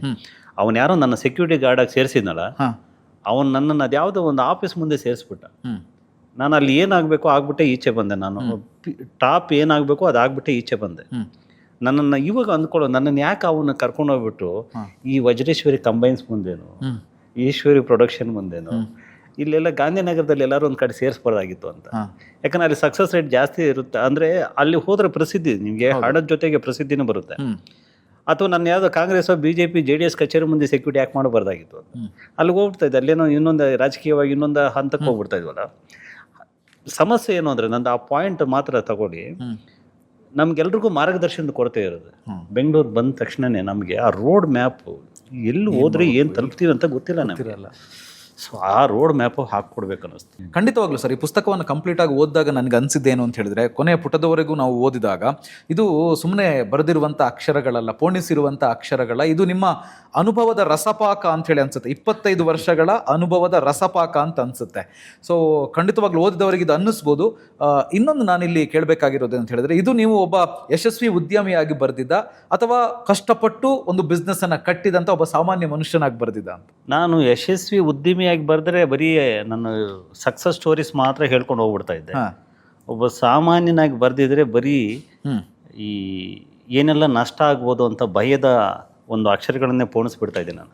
ಓ ಹಿಂಗಾದ್ರೆ ಹಿಂಗಾಗ್ಬಿಡುತ್ತೆ ಅಂತ. ಬಟ್ ನಾನು ಒಬ್ಬ ಸಾಮಾನ್ಯ ಮನುಷ್ಯನಾಗಿ ಯಶಸ್ವಿ ಉದ್ಯಮಿ ಆಗಿದ್ದರಿಂದ ನನಗೆ ಎರಡನ್ನೂ ಕೂಡ ಸೇರ್ಸಕ್ಕೆ ಸರಿ ಆಯ್ತು. ಇದು ನೀವು ಹೇಳಿದಲ್ಲ ರಸಪಾಕ ಅಂತ ಹೇಳ್ಬಿಟ್ಟು ಎಲ್ಲ ಒಂದು ಕಂಬೈನ್ ಮಾಡಿ ಬರೀಲಿಕ್ಕೆ ಸಾಧ್ಯ ಆಯಿತು. ಒನ್ ಸೈಡ್ ಆಗಿಲ್ಲ ಇದು. ಓಕೆ. ಸೊ ನೀವು ಮಳೆ ಬರ್ತಿದೆ ಅಂತ ಗೊತ್ತಾದರೆ ಕೊಡೆ ಇಟ್ಕೊಂಡು ಹೋಗೋದು ಜಾಣತನ. ಕರೆಕ್ಟ್. ನೀವು ಮಳೆ ಬರ್ತಿದೆ ಅಂತ ಗೊತ್ತಿದ್ರು ನೀವು ಅಂಬ್ರೆಲ್ಲ ಇಲ್ದಿದ್ರು ನಡೆಯುತ್ತೆ ಅಂತ ಹೋದರೆ ಒದ್ದೆ ಜ್ವರ ಬರುತ್ತೆ. ಅದನ್ನು ನಾನು ಮಾಡಿದೆ. ನೀವು ಯಾರಿಗೋ ಒಬ್ಬರಿಗೆ ನಾನು ರೋಡ್ ಮ್ಯಾಪ್ ಹಾಕ್ಕೊಡ್ತಾ ಇದ್ದೀನಿ ಅಂದರೆ ಅಲ್ಲಿರುವಂಥ ಸ್ಪೀಡ್ ಹಂಪ್ಸ್ ಬಗ್ಗೆನೂ ನಾನು ಹೇಳಬೇಕು, ಡಿವಿಷನ್ಸ್ ಬಗ್ಗೆನೂ ಕೂಡ ನಾನು ಹೇಳಬೇಕು ಅಂತ ಅಂದ್ಕೊಂಡೆ. ಅದರಿಂದ ಅದು ಬರ್ದಿದ್ದಾಯಿತು. ಇದು ಯಶಸ್ವಿ ಉದ್ಯಮಿ ಸಾಮಾನ್ಯ ಅಂತಲ್ಲ, ಒಂದು ಕ್ಲಿಯರ್ ಇಮೇಜನ್ನು ಕಟ್ಕೊಳ್ಬೇಕು ಒಂದು ಉದ್ಯಮಕ್ಕೆ ಸಂಬಂಧಪಟ್ಟಾಗಿ ಏನಿರುತ್ತೆ ಅಂತ ಹೇಳಿ. ಸೊ ರೆಸ್ಪಾನ್ಸ್ ಹೆಂಗೆ ಬರ್ತಾ ಇದೆ ಸರ್ ಈ ಬುಕ್ಕಿಗೆ? ಓದಿದಂಥವ್ರು ಏನು ಫೀಡ್ಬ್ಯಾಕ್ ಕೊಡ್ತಾ ಇದ್ದಾರೆ ಅಂಥೇಳಿ? ಯಾಕೆಂತ ಹೇಳಿದ್ರೆ, ನೀವು ಯಾವುದೇ ತರಹ ಜನರಿಗೆ ಹೆಲ್ಪ್ ಆಗಲಿ, ಜನರಿಗೆ ಸಹಾಯ ಆಗಲಿ, ಜನರು ಬದುಕು ಕಟ್ಕೊಳ್ಳಿ, ನನ್ನಂತೆ ಅವರು ಕೂಡ ಬೆಳೀಲಿ ಅಂತ ಹೇಳುವಂಥ ಒಂದು ಸದಭಿಪ್ರಾಯದಿಂದ ನೀವು ಪುಸ್ತಕವನ್ನು ಬರೆದಿದ್ದೀರಾ. ತಗೊಂಡಂಥವ್ರು, ಇದನ್ನು ಸ್ವೀಕರಿಸಿದಂಥವರ ರೆಸ್ಪಾನ್ಸ್ ಹೆಂಗಿದೆ ಅಂತ? ತುಂಬ ಚೆನ್ನಾಗಿದೆ ಸರ್. ಒಬ್ಬ ನಾಗೇಶ್ ಕುಮಾರ್ ಅಂತ ಹೇಳ್ಬಿಟ್ಟು ಒಬ್ಬ ರೈಟರ್, 70 ವರ್ಷದವರು, ಅವರಿಗೆ 70 ವರ್ಷ ಅನಿಸುತ್ತೆ. ಅವ್ರು ಇದನ್ನು ಓದಿದ ತಕ್ಷಣ ನಾನು ಇದರಲ್ಲಿ ಯೂಟ್ಯೂಬ್ಗೆ ಸಂಬಂಧಪಟ್ಟಂಗೆ ಭಾಳ ಡಿಟೇಲ್ಡಾಗಿ ಬರ್ತಿದ್ದೇನೆ. ಸೊ ಅವ್ರು ನೋಡಿ ನಾನೊಂದು ಯೂಟ್ಯೂಬ್ ಚಾನಲ್ ಮಾಡ್ತೀನಿ ಶ್ರೀನಿವಾಸ್ ಅಂತ ಹೇಳ್ಬಿಟ್ಟು ಒಂದು ವಿಡಿಯೋ ಮಾಡಿ ಕೊಟ್ಟರು. ಅದನ್ನು ನಾನು ಫೇಸ್ಬುಕ್ಕಲ್ಲೂ ಪೋಸ್ಟ್ ಮಾಡಿದ್ದೇನೆ. ಸೊ ಆ ಥರದ್ದೊಂದು ಇದುವರೆಗೂ ಒಂದು 25-30 ಜನ ಹೇಳಿದ್ದಾರೆ. ಎಸ್ ಸರ್, ನಾನು ಅದನ್ನೇ ಕೇಳಬೇಕು ಅಂತಿದ್ದೆ. ಈ ಪುಸ್ತಕವನ್ನು ಓದಿ ಬಿಸ್ನೆಸ್ ಸ್ಟಾರ್ಟ್ ಮಾಡಿದಂಥವ್ರು ಯಾರಾದರೂ ಇದ್ದಾರಾ, ನಿಮ್ಮ ಗಮನಕ್ಕೆ ಬಂದಿದೆಯಾ ಅಂತ? ಅದು 20 ದಿವಸ ಆಗಿದೆ ಈ ಪುಸ್ತಕ ಬಂದು. ಸೊ ಮಾಡಬೇಕು ಅಂತ ಹೇಳಿರೋರು, ಮಾಡ್ತೀನಿ ಅಂತ ಹೇಳಿರೋರು ಅಸಂಖ್ಯರಿದ್ದಾರೆ. ಬಟ್ ಮಾಡಿ ಸಕ್ಸಸ್ ಆದವರು, ನಾನೊಂದು 25 ಜನರ ಬಿಸ್ನೆಸ್ಗೆ ನಾನೇ ಉದ್ಘಾಟನೆ ಮಾಡಕ್ಕೆ ಹೋಗ್ತಿದ್ದೀನಿ. ಅಷ್ಟು ಜನ ಹೇಳಿದ್ದಾರೆ ನಾವು ಮಾಡ್ತೀವಿ, ನೀವೇ ಬರಬೇಕು ಅಂತೇಳಿ. ಸೊ ಅದೇನು ಮಾಡಬೇಕಿತ್ತು ಆ ಕೆಲಸ ಅದು ಮಾಡ್ತಿದೆ. ಸೊ ನೋಡೋಣ ಇದು ಮುಂದೆ ಹೇಗಾಗುತ್ತೆ. ಸೂಪರ್. ಅಷ್ಟೇ ಸರ್. ನೀವು ಬೆಂಗಳೂರಿಗೆ ಬಂದಂಥ ಪರಿಸ್ಥಿತಿ ಅಂದರೆ, ಆ 30 ರೂಪಾಯಿ ಇಟ್ಕೊಂಡು ಬೆಂಗಳೂರಿಗೆ ಬಂದೆ, ಆಮೇಲೆ ಕಷ್ಟಪಟ್ಟು ಇವತ್ತು ಸಕ್ಸಸ್ ಆದೆ ಅಂತ ಹೇಳುವಂಥ ಪರಿಸ್ಥಿತಿಗೂ ಈಗಿನ ಡಿಜಿಟಲ್ ಯುಗದ ಪರಿಸ್ಥಿತಿಗೂ ಕೂಡ ತುಂಬಾ ವ್ಯತ್ಯಾಸ ಇದೆ ಅಂತ ಹೇಳ್ಬೋದು. ಈಗಿನ ಯುವಕರಲ್ಲೂ ಕೂಡ ನಿಮ್ಮ ರೀತಿಯಾದಂತಹ ಛಲ, ನಾನು ಮಾಡಬೇಕು ಅಂತ ಹೇಳುವಂಥ ಹಠ, ಸಾಧಿಸಬೇಕು ಅಂತ ಹೇಳುವಂಥ ಗುರಿ ಇದೆ ಅಂತ ಅನ್ಸುತ್ತೆ ನಿಮಗೆ? 100% ಇದೆ. ಈಗಿನ ಯುವಕರಿದಾರಲ್ಲ ತುಂಬ ಇಂಟೆಲಿಜೆಂಟ್ ಇದ್ದಾರೆ. ಅವರಿಗೆ ಆಪ್ಷನ್ ಜಾಸ್ತಿ ಇದೆ, ಪೇಷನ್ಸ್ ಕಡಿಮೆ ಇದೆ. ಅದೊಂದು ಸಮಸ್ಯೆ. ಸೊ ತುಂಬ ಆಪ್ಷನ್ಸ್, ನಮ್ಮ ಕಾಲದಲ್ಲಿ ಆಪ್ಷನ್ಸ್ ಇರಲಿಲ್ಲ. ನಮಗೆ ಇದ್ದಿದ್ದರಲ್ಲಿ ನಾವು ಹೇಗೆ ಬೇಕಾಗಿತ್ತು ಬಾಳ್ಬೇಕಾಗಿತ್ತು. ಈಗಿನ ಜನರಿಗೆ ಆಪ್ಷನ್ ಜಾಸ್ತಿ ಇದೆ, ಬಟ್ ಪೇಷನ್ಸ್ ಲೆವೆಲ್ ಕಡಿಮೆ. ಈ ಸೋಷಿಯಲ್ ಮೀಡಿಯಾ ಸಕ್ಸಸ್ ಸ್ಟೋರೀಸ್ ನೋಡ್ಬಿಟ್ಟು ರಾತ್ರಿ ಹಿಟ್ ಆಗ್ಬಿಡ್ಬೇಕು ಅಂತ ಅನ್ಕೋತಾರೆ. ಹಾಗದೇ ಇದ್ದಾಗ ನಿರಾಸೆ ಹೊಂದ್ತಾರೆ. ಸೊ ಬದುಕನ್ನು ಬೇರೆ ಕಡೆಗೆ ತಿರ್ಸ್ಕೊಬಿಡ್ತಾರೆ. ಹಾಗಲ್ಲ, ಇದೊಂಥರ ಯಾವುದೇ ಕೆಲಸ ಆದರೂ ಕೂಡ ಅದೊಂಥರ ತಪಸ್ ಥರ ಮಾಡಬೇಕು. ನೀವು ತಪಸ್ಸು ಸುಮ್ಮನೆ ಆ ಪದ ಬಳಸಬಾರ್ದು ನಾವು. ಅದು ನಿಜವಾಗ್ಲೂ ಆ ತರಹದ ಮನಸ್ಥಿತಿ ಇಲ್ಲದೆ ಹೋದರೆ ಸಕ್ಸಸ್ ಯಾವುದ್ರಲ್ಲೂ ದಕ್ಕಲ್ಲ. ಯಾವುದೇ ಕೆಲಸ ಮಾಡಬೇಕು, ಯಾವುದೇ ಕೆಲಸ, ನೀವು ಜಾಬಲ್ಲಾದರೂ ಕೂಡ ಯಾವುದೊಂದು ಜಾಬ್ ಇದೆಯಲ್ಲ ಅದರಲ್ಲೂ ಕೂಡ ನೀವು ಆ ಥರದ್ದೊಂದು ಮನಸ್ಥಿತಿಯಲ್ಲಿ ಕೆಲಸ ಮಾಡ್ತಿದ್ರೆ ನಿಮ್ಗೆ ಅಲ್ಲಿ ಪ್ರಮೋಷನ್ ಆಗಲ್ಲ, ನೀವು ನೆಕ್ಸ್ಟ್ ಲೆವೆಲ್ಗೆ ರೀಚ್ ಆಗಲ್ಲ. ಎಲ್ಲಿದ್ದೀರೋ ಅಲ್ಲೇ ಇದ್ದು ಬಿಡ್ತೀರಿ. ಸೊ ಅದರಿಂದ ಅದು ತಪಸ್ ಥರ ಇರಬೇಕು. ಸೊ ಇವರಿಗೆ ಆಪ್ಷನ್ ಜಾಸ್ತಿ ಆಗಿರೋದ್ರಿಂದ ಪೇಷನ್ಸ್ ಕಡಿಮೆ ಇರೋದ್ರಿಂದ ಸಕ್ಸಸ್ ರೇಟ್ ಸ್ವಲ್ಪ ಕಡಿಮೆ ಇದೆ. ಅದು ಉಲ್ಟಾ ಆಗ್ಬೇಕು. ಅಂದ್ರೆ ಮನಸ್ಥಿತಿ ಚೇಂಜ್ ಆಗ್ಬೇಕು ಅಂತ ಹೇಳ್ತೀರಿ ನೀವು. ಎಕ್ಸಾಕ್ಟ್. ಯೋಚಿಸುವಂತ ಯೋಚನಾ ಲಹರಿ ಅಂತ ಹೇಳ್ತೀವಲ್ಲ. ಮತ್ತೆ ಆ ಗಟ್ಟಿತನ ನಾವೆಲ್ಲ ಒಳಗಿಂದ ಗಟ್ಟಿ ಇದ್ವಿ, ಹೊರಗಡೆಗೆ ಅದ್ಭುತವಾಗಿ ಏನು ಕಾಣ್ತಾ ಇರ್ಲಿಲ್ಲ. ಈಗಿನ ಹುಡುಗರು ಹೊರಗಡೆ ಅದ್ಭುತವಾಗಿ ಕಾಣ್ತಾರೆ, ಒಳಗಡೆ ಪೊಳ್ಳಿದ್ದಾರೆ. ಸೊ ನೀವು ಯಾವ್ದನ್ನ ಒಬ್ಬ ಹುಡುಗ ಈಗಿನ ಜನ್ಜಿ ನೋಡಿದ್ರೆ ಎಲ್ಲ ಸಿನಿಮಾ ಸ್ಟಾರ್ಗಳೆಲ್ಲ ಬೀದಿಗೆ ಬಂದ್ಬಿಟ್ರಲ್ಲಪ್ಪ ಅಂತ ಅನಿಸ್ತಾರೆ. ಸೊ ಇವರೆಲ್ಲ ನಿಂತು ಒಂದು ಮೀಟಿಂಗ್, ಒಂದು ಪ್ರೆಸೆಂಟೇಷನ್ ಕೊಟ್ಟರೆ ಹೇಗಿರುತ್ತೆ, ಕನ್ವರ್ಷನ್ ಹೇಗಿರುತ್ತೆ, ಅವ್ರ ಸ್ಕಿಲ್ ಯಾವ ಲೆವೆಲ್ ಇರಬೇಕು ಹಂಗನ್ಸುತ್ತೆ ನಮ್ಗೆ ಹೊರಗಡೆ. ಬಟ್ ನೀವು ಅವ್ರ ಹತ್ರ ಕೂತು ಮಾತಾಡ್ತಿರ್ಬೇಕಾದ್ರೆ ಭಾಳ ಎಳಸು ಅನ್ಸ್ಬಿಡುತ್ತೆ. ಯಾಕಂದ್ರೆ ಒಳಗಿಂದ ಅವ್ರು ಗಟ್ಟಿಯಾಗಿಲ್ಲ ಅಂತ. ಅವ್ರಿಗೆ ನಾವು ನಮ್ಮ ಸಿಸ್ಟಮ್ ಕೊಡ್ತಾ ಇರೋಂಥದ್ದು ಕೂಡ ಗಟ್ಟಿಯಾಗಿಲ್ಲ, ಅವರೇ ಆಯ್ಕೆ ಮಾಡ್ಕೊಂಡು ಓದ್ತಾ ಇರೋದು ಕಲಿತಾ ಇರೋಂಥದ್ದು ಕೂಡ ಗಟ್ಟಿಯಾಗಿಲ್ಲ. ಸೊ ಇದು ಸಮಸ್ಯೆ. ಇನ್ನೊಂದು ಸರ್, ಈಗ ದೊಡ್ಡ ದೊಡ್ಡ ಬಿಸ್ನೆಸ್ ಮಾಡೋದ್ರ ಬಗ್ಗೆ ತುಂಬಾ ಪುಸ್ತಕಗಳಿದ್ದಾವೆ, ಅಥವಾ ಬೇರೆ ಬೇರೆ ರೀತಿಯಲ್ಲಿ ಜನರಿಗೆ ಅದು ತಲುಪುತ್ತೆ. ದೊಡ್ಡ ದೊಡ್ಡ ಕಂಪನಿ ಕಟ್ಟೋದು ಹೆಂಗೆ, ಅಥವಾ ಒಂದು ಸಾಫ್ಟ್ವೇರ್ ಇದು ಕಂಪನಿ ಬಿಲ್ಡ್ ಮಾಡೋದು ಹೆಂಗೆ ಅಂತ ಹೇಳುವಂಥದ್ದೆಲ್ಲ ಇದೆ. ಬಟ್ ನಿಮ್ಮ ಪುಸ್ತಕದಲ್ಲಿ ನಾವು ನೋಡಿರೋದು ಸಣ್ಣ ಸಣ್ಣದು, ಅಂದರೆ ಒಂದು washing centre, car washing centre ಹಿಂಗೆ ಸ್ಟಾರ್ಟ್ ಮಾಡೋದು, ಒಂದು ಹಪ್ಪಳ ಬಿಸ್ನೆಸ್ ಮಾಡೋದು ಹೆಂಗೆ, ಒಂದು ಉಪ್ಪಿನಕಾಯಿ ಬಿಸ್ನೆಸ್ ಮಾಡೋದು ಹೆಂಗೆ. ಸೊ ಈ ಥರ ತುಂಬ, ಅಂದರೆ ಯಾರಿಗಾದ್ರೂ ನೋಡೋವಾಗ ಇದು ನಾನು ಮಾಡ್ಬೋದು ಅಂತೇಳಿ ಅನ್ಸ್ಬಿಡ್ಬೋದು ಅಂತೇಳಿ. ಸೊ ಪರ್ಟಿಕ್ಯುಲರ್ ಆಗಿ ಆ ಥರದ ಬಿಸ್ನೆಸ್ ಐಡಿಯಾಗಳನ್ನೇ ನೀವು ಬರೆಯೋದಕ್ಕೆ, ಸೆಲೆಕ್ಟ್ ಮಾಡೋದಕ್ಕೆ ಏನು ಕಾರಣ? ಅದಕ್ಕೆ ಪ್ಯಾರಾಮೀಟರ್ಸ್ ಏನಾರು ಇತ್ತಾ ಅಂತ? ಒಂದು ಬಂಡವಾಳ ಕಡಿಮೆ ಇರಬೇಕು, ಮತ್ತು ಇನ್ನೊಂದು ಸಾಮಾನ್ಯರು ಅದನ್ನು ಮಾಡುವಂಥದ್ದು ಇರಬೇಕು. ಅಲ್ಲ, ಅಫ್ಕೋರ್ಸ್ ನೀವು ಅದನ್ನ ಹೇಳಿದಾಗ ನನಗೆ ಅನ್ಸುತ್ತೆ, ಈಗ ಒಂದಷ್ಟು ವರ್ಷಗಳ ಹಿಂದೆ ನನಗೂ ಬಿಸ್ನೆಸ್ ಮಾಡಬೇಕು ಅಂತ ಹೇಳಿದಾಗ ಯಾರ ಥರ ಕೇಳಿದಾಗ ಇದೇ ಕೇಳೋದು, ಬಂಡವಾಳ ಕಡಿಮೆ ಇರಬೇಕು. ಬಂಡವಾಳ ಇಲ್ಲ ಮಾತ್ರ ಸಾಲ ತಗೊಂಡೆಲ್ಲ ಮಾಡೋಕ್ಕಾಗಲ್ಲ, ಬಂಡವಾಳ ಕಡಿಮೆ ಇರಬೇಕು, ಒಳ್ಳೆ ಬಿಸ್ನೆಸ್ ಐಡಿಯಾ, ಲಾಭ ಜಾಸ್ತಿ ಬರಬೇಕು. ಈ ಮೈಂಡ್ ಸೆಟ್ ನನಗೆ ಗೊತ್ತಿರೋದು. ನನ್ನ ಹತ್ರ ಬರೋರೆಲ್ಲ ಹಣ ಬಂಡವಾಳ ನನ್ನ ಹತ್ರ ಇಷ್ಟೇ ಇರೋದು, ಏನು ಮಾಡ್ಬೋದು ಇದರಲ್ಲಿ ಅಂತ ಗೊತ್ತಾರಲ್ಲ. ಅದಕ್ಕೆ ನಾನು ಯೋಚನೆ ಮಾಡಿದ್ದು ಬಂಡವಾಳ ಕಡಿಮೆ ಇರಬೇಕು. 3 ಮಾನದಂಡಗಳನ್ನು ಇಟ್ಕೊಂಡೆ. ಒಂದು ಬಂಡವಾಳ ಕಡಿಮೆ ಇರಬೇಕು, ಎರಡನೇದು ಸಾಮಾನ್ಯರು ಮಾಡುವಂಥದ್ದು ಇರಬೇಕು, ಸೊ ಮೂರನೇದು ಬಂದು ಅದಕ್ಕೆ ಬೇಡಿಕೆ ಯಾವತ್ತೂ ತಗ್ಗಬಾರ್ದು. ಸೊ ಆ ಬೇಡಿಕೆ, ಈ 3 ವಿಷಯಗಳನ್ನ ಇಟ್ಕೊಂಡೆ. ಸೊ ಅದರಿಂದ ಹಪ್ಪಳ ಕೂಡ ಬಂದಿದ್ದು ಅದಕ್ಕೆ, ಟೀ ಅಂಗಡಿ ಬಂದಿದ್ದು ಅದಕ್ಕೆ. ಇವು ಯಾವತ್ತೂ ಇದಕ್ಕೆ ಬೇಡಿಕೆ ತಗ್ಗಲ್ಲ. ಹೌದು. So YouTube, of course YouTube ಆಗಲಿ, ಡಿಜಿಟಲ್ 51 ಆಮೇಲೆ ಇನ್ನೊಂದೇನಂದ್ರೆ, ಇಷ್ಟೇನಾ 51 ಇರೋದ ಅಂತ ಒಂದು ಪ್ರಶ್ನೆ ಬರುತ್ತೆ. ತುಂಬಾ ಜನ ಇಲ್ಲ, ನಾವು ಕೂತ್ಕೊಂಡು ನಾನು ಪಟ್ಟಿ ಮಾಡಿದೆ, ನನ್ಗೆ 15ಕ್ಕಿಂತ ಮೇಲೆ ಗೊತ್ತಾಗ್ಲಿಲ್ಲ 51 ಏನೇನಿದೆ ಅಂತ. ನಾನು ಕೂತ್ಕೊಂಡು ಈ ಪುಸ್ತಕ ಬಿಟ್ಟು ಈಗ ನಾನು ಕೂತ್ಕೊಂಡು ಬರೆದ್ರು ಕೂಡ ನಾನು 20 ದಾಟಲ್ಲ. ಅಂದ್ರೆ ನಮ್ದು ನೆನಪಿನ ಶಕ್ತಿ ಅಷ್ಟು ಇರುತ್ತೆ ಅಷ್ಟೇ. ನಮ್ಮ ಸುತ್ತಮುತ್ತ ಏನೇನಿದೆ ಗೊತ್ತಾಗಲ್ಲ. ಈ ಪುಸ್ತಕದ ಬ್ಯೂಟಿ ಅದು ಕೂಡ ಒಂದು. ನಮ್ಮ ಸುತ್ತಮುತ್ತಲೇ ಇರುವಂತಹದ್ದು. ನಮ್ಮ ಈ ಟೆಲಿಫೋನ್ ಡೈರೆಕ್ಟ್ ಇರ್ತಾರೆ, ಸೊ ನಮ್ಮ ಪಕ್ಕದ ಮನೆ ನಂಬರು ಅಲ್ಲೇ ಸಿಕ್ಬಿಡುತ್ತಲ್ಲ, ಹಾಗೆ ಇದು ನಮ್ಮ ಪಕ್ಕದಲ್ಲಿರೋ ಬಿಸ್ನೆಸ್ ಕೂಡ ಇಲ್ಲಿ ಸಿಗುತ್ತೆ. ಸೊ ಈ 3 ಮಾನದಂಡಗಳನ್ನು ಇಟ್ಕೊಂಡು ಬರೆದಿದ್ದು. ಓಕೆ, ಬಟ್ ಇಷ್ಟೇ ಐಡಿಯಾಗಳು ನಿಮ್ಮ ತಲೆಗೆ ಬಂದಿದ್ದ ಅಥವಾ ಇನ್ನೂ ಇಲ್ಲ? ಆಕ್ಚುಲಿ 101 ಐಡಿಯಾ ಬಂದದ್ದು. ಅದರಲ್ಲಿ ಒಂದು ಸ್ವಲ್ಪ ಕೋಟ್ಯಾಧೀಶ್ವರಿಗೆ ಅಂತ ಹೇಳ್ಬಿಟ್ಟು ಕೂಡ ಬರೆದಿದ್ದೆ. ಅದು 101 ಆದರೆ 250 ಪೇಜ್ ಆಗುತ್ತೆ ಅಥವಾ 300 ಪೇಜ್ ಆಗುತ್ತೆ. ಆ 300 ಪೇಜ್ಗೆ ಇವತ್ತಿನ ರೇಟ್ ಪ್ರಕಾರ ನಾನು 500 ರೂಪಾಯಿ ಇಡಬೇಕು. 500 ರೂಪಾಯಿ ಇಟ್ಟರೆ ಒಬ್ಬ ಬಡವ ಅದನ್ನು ಖರೀದಿಸೋಕ್ಕಾಗಲ್ಲ. ಸೊ ಈ ಕಾರಣಕ್ಕೋಸ್ಕರ ನಾನು ಇದನ್ನು ಕಡಿಮೆಗೆ ಇಡಬೇಕು ಅಂತ ಹೇಳಿ ಅದನ್ನು ಅರ್ಧ ಭಾಗ ಮಾಡಿದೆ. ಸೊ ಸಾಮಾನ್ಯರಿಗೋಸ್ಕರ ಇರುವಂತಹ ಬಿಸ್ನೆಸ್ಗಳನ್ನು ಮಾತ್ರ ಇದ್ರಲ್ಲಿ ತಂದು ಇದನ್ನು ಮುಗಿಸಿದೆ. ಅಲ್ಲ, ಖಂಡಿತ ಸರ್, ನೀವು ಹೇಳಿದ ಪಾಯಿಂಟ್ ತುಂಬ ಕರೆಕ್ಟ್. ಯಾಕೆ ಅಂತ ಹೇಳಿದ್ರೆ ಆ ಆ್ಯಂಗಲಲ್ಲಿ ಯಾರೂ ಯೋಚನೆ ಮಾಡೋದಿಲ್ಲ. ಏನು ಒಂದು ಬಿಸ್ನೆಸ್ ಸ್ಟಾರ್ಟ್ ಮಾಡುವಂಥವ್ರಿಗೆ ಒಂದು 500-600 ರೂಪಾಯಿ ಖರ್ಚು ಮಾಡೋದಕ್ಕಾಗಲ್ವಾ? ಪಾಪ ಅವನ ಹತ್ರ ಬಂಡವಾಳನೇ ಇರಲ್ಲ. ಬಂಡವಾಳನೇ ಹಾಕ್ಲಿಕ್ಕೆ ಇಲ್ಲದೆ ಇದ್ದಾಗ ಅವ್ನು 500 ರೂಪಾಯಿಲಿಂದ ಖರ್ಚು ಮಾಡ್ತಾನೆ. ಸೊ 150 ರೂಪಾಯಿ ಇಲ್ಲಿ ಪುಸ್ತಕವನ್ನು ನೀವು ಕೊಡ್ತಾ ಇರೋದು ಅದೊಂದು ದೊಡ್ಡ ಪ್ಲಸ್ ಪಾಯಿಂಟ್ ಓದುಗರಿಗೂ ಕೂಡ. ಯೂನಿಯನ್ ಬ್ಯಾಂಕ್ ಆಫ್ ಇಂಡಿಯಾ ಜೊತೆ ಆಯಿತು. ನಾನು ಅವ್ರ ಹತ್ರ ಹೋಗಿ ನನ್ನ ಇಂಟೆನ್ಷನ್ ಹೇಳಿದೆ. ಅವರು ಈ ಪುಸ್ತಕಕ್ಕೆ ಸ್ಪಾನ್ಸರ್ ಮಾಡಿದರು. ಮತ್ತೆ ಸ್ಪಾನ್ಸರ್ ಮಾಡೋದ್ರ ಜೊತೆಗೆ ಈ ಬುಕ್ಕಲ್ಲಿ ಇರುವಂತಹ ಯಾವುದೇ ಬಿಸ್ನೆಸ್ಸನ್ನು ಅವರು ಯಾರಾದರೂ ಶುರು ಮಾಡ್ತೀನಿ ಅಂದರೆ ಅದಕ್ಕೆ MSME ಲೋನ್ ಕೊಡಲಿಕ್ಕೆ ಒಪ್ಕೊಂಡ್ರು. ಎಸ್, ನಾನು ಅದನ್ನೇ ಕೇಳಬೇಕು ಅಂತ ಇಲ್ಲಿ ವಿಶೇಷ ಸೂಚನೆ ಅಂತೇಳಿ ನೀವು ಹಾಕಿದ್ದೀವಿ. ಈ ಪುಸ್ತಕದಲ್ಲಿರುವ ಯಾವುದೇ ಬಿಸ್ನೆಸ್ಗೆ ಸಂಬಂಧಿಸಿದಂತೆ ನಿಮಗೆ ಬ್ಯಾಂಕ್ ಸಹಕಾರ ಬೇಕಾದರೆ ಯೂನಿಯನ್ ಬ್ಯಾಂಕ್ ಆಫ್ ಇಂಡಿಯಾವನ್ನು ಸಂಪರ್ಕಿಸಿ. ಈ ಪುಸ್ತಕದಲ್ಲಿರುವ ಉದ್ಯಮಗಳಿಗೆ ವಿಶೇಷ ಮನ್ನಣೆಯನ್ನು ನೀಡುವ ಕುರಿತಂತೆ ಈ ಬ್ಯಾಂಕ್ ಜೊತೆಗೆ ಮಾತುಕತೆಯಾಗಿದೆ. ಸೊ ಅದು ಮಾಡಿದ್ವಿ. ಯಾಕಂದರೆ ಎಲ್ಲೋ ಬಡವರು ಒಂದು ಉದ್ಯಮ ಶುರು ಮಾಡಿದಾಗ ಅವ್ರಿಗೆಲ್ಲ ಏನು ಕಷ್ಟಗಳು ಬರುತ್ತೆ ಅಂತ ಗೊತ್ತಲ್ವ. ಅದರಿಂದನೇ ಈ ಥರದ್ದೆಲ್ಲ ಒಂಥರ ಮಾತೃ ಕೈಪಿಡಿ ಇದು. ತಾಯಿ ಥರ ನಿಂತು ಏನೇನು ಬೇಕಾಗ್ಬೋದು ಅಂತ ಯೋಚನೆ ಮಾಡಿ ಬಡಿಸಿರುವಂತಹ ಪುಸ್ತಕ ಇದು. ಸರ್, ಈಗ ಯೂನಿಯನ್ ಬ್ಯಾಂಕ್ನವರು ಏನು ಸಪೋರ್ಟ್ ಮಾಡ್ತಾರೆ ಅಂತ ಹೇಳ್ಬೋದು? ಯಾಕೆ ಅಂತ ಹೇಳಿದ್ರೆ, ಈಗ ಈ ವಿಡಿಯೋವನ್ನು ನೋಡ್ತಾ ಇರುವಂಥವ್ರು, ಈ ಇಂಟರ್ವ್ಯೂವನ್ನು ನೋಡ್ತಾ ಇರುವಂಥವ್ರು ಭಾಳಷ್ಟು ಜನ ಬಿಸ್ನೆಸ್ ಸ್ಟಾರ್ಟ್ ಮಾಡಬೇಕು ಅಂತ ಇರುವಂಥವರೇ ಆಗಿರ್ತಾರೆ. ಅವ್ರು ಹೋಗಿ ಯೂನಿಯನ್ ಬ್ಯಾಂಕನ್ನು ಕಾಂಟ್ಯಾಕ್ಟ್ ಆಗ್ಬೋದಾ, ಅಥವಾ ಹೇಗೆ ಸಲಹೆಗಳನ್ನು ಪಡ್ಕೊಳ್ಬೋದು? ಇಲ್ಲ, ಸಲಹೆಗಳಿಲ್ಲ. ಇವ್ರ ದಾಖಲಾತಿಗಳ ಜೊತೆಗೆ ಹೋಗಿ ನಾವು ಈ ಥರ 51 ಬಿಸ್ನೆಸ್ ಐಡಿಯಾಸ್ ಪುಸ್ತಕದಿಂದ ಇದು ಮೋಟಿವೇಟ್ ಆಗಿ ಇಲ್ಲಿ ಬಂದಿದ್ದೀವಿ ಅಂತ ಹೇಳಿದರೆ ಅವ್ರು ಕೂತ್ಕೊಂಡು ಇದಕ್ಕೆ ಒಂದು ಪ್ರಯಾರಿಟಿ ಕೊಡ್ತಾರೆ. ಪ್ರಯಾರಿಟಿ ಕೊಟ್ಟು ದಾಖಲಾತಿಗಳು ಇರಲೇಬೇಕು. ಖಂಡಿತ, ಆಫ್ಕೋರ್ಸ್. ಬ್ಯಾಂಕ್ ಸಾಲ ಕೊಡಬೇಕಂದ್ರೆ ಸೊ ಎಲ್ಲಿ ಸಿಗುತ್ತೆ ಅಂತಾನೆ ಗೊತ್ತಿಲ್ಲಲ್ಲ ಸುಮಾರು ಜನಕ್ಕೆ. ಹೌದು. ಮತ್ತೆ 10 ಲಕ್ಷ ಎಲ್ಲಿಂದ ತರೋದು ನಾವು ಅಂತ ಸಿಗುತ್ತೆ ಅನ್ನೋಂಥದ್ದು ಹೇಳ್ಬೇಕು ಫಸ್ಟ್. ಕರೆಕ್ಟ್. ಅಲ್ಲಿ ಹೋದ್ಮೇಲೆ ಸಣ್ಣ ಪುಟ್ಟ ಸಮಸ್ಯೆಗಳಿರ್ತವೆ. ಆಮೇಲೆ ನಮ್ಮ ಯಾವುದೇ ಬಿಸ್ನೆಸ್ ಮ್ಯಾನನ ಅತ್ಯಂತ ಒಳ್ಳೆ ಗೆಳೆಯ ಯಾವುದು ಅಂದ್ರೆ ಅವನ ದಾಖಲಾತಿಗಳು. ಹೌದು. ನೀವು ಯಾರನ್ನು ನಂಬಂಗಿಲ್ಲ, ದಾಖಲಾತಿಗಳನ್ನು ಸರಿಯಾಗಿ ಇಟ್ಕೋಬೇಕಷ್ಟೆ. ಆ ಥರದ್ದೊಂದು ಬೇಸಿಕ್ಕನ್ನು ಅವನು ಸಿದ್ಧ ಮಾಡ್ಕೊಳ್ಳೋಕ್ಕೆ ವೇದಿಕೆ ಆದರೂ ಆಗುತ್ತೆ. ಅದರಿಂದ ಅವ್ನು ಬ್ಯಾಂಕಿಗೆ ಹೋಗಿ ಬರಲಿ, ಫಸ್ಟ್ ಬ್ಯಾಂಕಿಗೆ ಹೋಗಲಿ. ಕರೆಕ್ಟ್.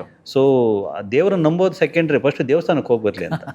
ಸೊ ಅದರಿಂದ ಈ ಬ್ಯಾಂಕಿಗೆ ಹೋಗಲಿ, ಅಲ್ಲಿ ಅವ್ರಿಗೆ ಹೇಳುವಂಥ ಕ್ರೈಟೀರಿಯನ್ ಗಮನಿಸ್ಲಿ. ಆಮೇಲೆ ಅಲ್ಲಿಂದ ಅವನು ಯೋಚನೆ ಶುರು ಮಾಡ್ತಾನೆ.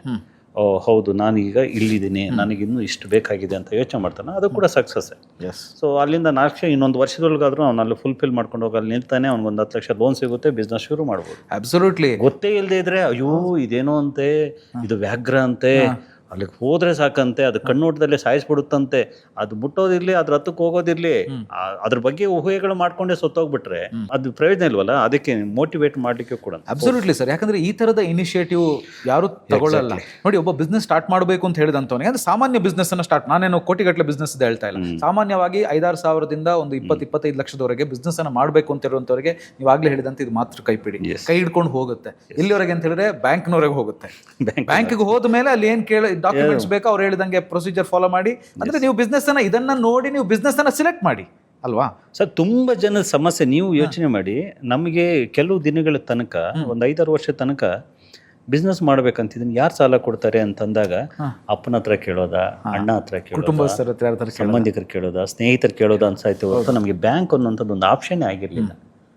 ಅದು ಇಲ್ಲಿ ನಾನು ತಂದಿದ್ದು ಯಾಕೆ ಅಂತಂದ್ರೆ, ನೀವು ಯಾರನ್ನು ನಂಬೇಡಿ. ಬ್ಯಾಂಕಲ್ಲಿ ಈ ತರಹದಿದೆ, ನೀವು ದಾಖಲಾತಿಗಳು ಸರಿ ಇದ್ರೆ ನೀವು 100% ಎಲ್ಲ ಬಿಸ್ನೆಸ್ಗೂ ನಿಮಗೆ ಲೋನ್ ಸಿಗುತ್ತೆ. ಹೋಗಿ ಧೈರ್ಯವಾಗಿ ನಿಮ್ಮ ಅಣ್ಣ, ಅಪ್ಪ, ಸಂಬಂಧಿ, ಸೋದರ, ಗೆಳೆಯ ಎಲ್ಲವೂ ಬ್ಯಾಂಕ್ ಆಗುತ್ತೆ, ಹೋಗಿ ಅಂತ ಹೇಳಿರು. ಕರೆಕ್ಟ್. ಬಹುಶಃ ಒಂದು ಬ್ಯಾಂಕ್ನ ಜೊತೆಗೆ ಮಾತಾಡಿಕೊಂಡು ಜನರಿಗೆ ಈ ರೀತಿಯಾದಂಥದ್ದನ್ನ ತಲುಪಿಸ್ಲಿಕ್ಕೆ ಹೊರಟಿರೋದು ನನಗೆ ಗೊತ್ತಿರೋಂಗೆ ನೀವೇ ಫಸ್ಟ್ ಅಂತ. ಅದು ಜವಾಬ್ದಾರಿ ತಗೊಂಡೆ ನಾನು. ಈ ಪುಸ್ತಕನ ಸುಮ್ಮನೆ ನಾನು ಬರೆದು ನಾನೇನೋ ಅದನ್ನ ಲಾಭ ಮಾಡ್ಕೊಂಡೆ ಅನ್ನೋಂಥದ್ದಲ್ಲ. ನಿಜವಾಗ್ಲೂ ಅದು ಉದ್ದೇಶ ಈಡೇರ್ಬೇಕು ಅಂತ ಹೋಗಿ, ನಂದು ಬಿಸ್ನೆಸ್ ಆಲ್ರೆಡಿ ಆ ಬ್ಯಾಂಕಲ್ಲಿ ಇರೋದ್ರಿಂದ ನಾನು ಒಬ್ಬ ಅವರಿಗೆ VIP ಕಸ್ಟಮರ್ ನಾನು. ಅದರಿಂದ ನನ್ನ ಮಾತಿಗೆ ಮನ್ನಣೆ ಸಿಗೋದ್ರಿಂದ ನಾನು ಹೋಗಿ ಅವ್ರನ್ನ ಕೇಳಿದ ತಕ್ಷಣ ಅವ್ರು ಒಪ್ಕೊಂಡ್ರು. ಸೊ ಅದು ನನ್ನ ಮೂಲಕ ಇನ್ನೊಂದಷ್ಟು ಜನರಿಗೆ ಪ್ರಯೋಜನ ಆಗ್ತಿದೆ. ಸೊ ಅಷ್ಟೇ, ಒಳ್ಳೆಯದನ್ನ. ಇನ್ನೊಂದು ಸರ್, ಈ ಪುಸ್ತಕವನ್ನು ಓಪನ್ ಮಾಡಿದ ಕೂಡಲೇ ಬಹುತೇಕರು ಯಾವುದೇ ಒಂದು ಪುಸ್ತಕವನ್ನು ಓದುವಾಗ ಏನ್ ಮಾಡ್ತಾರೆ ಸಾಮಾನ್ಯವಾಗಿ ಅಂತೇಳಿ, ಡೈರೆಕ್ಟ್ ಸಬ್ಜೆಕ್ಟ್ಗೆ ಹೋಗ್ತಾರೆ.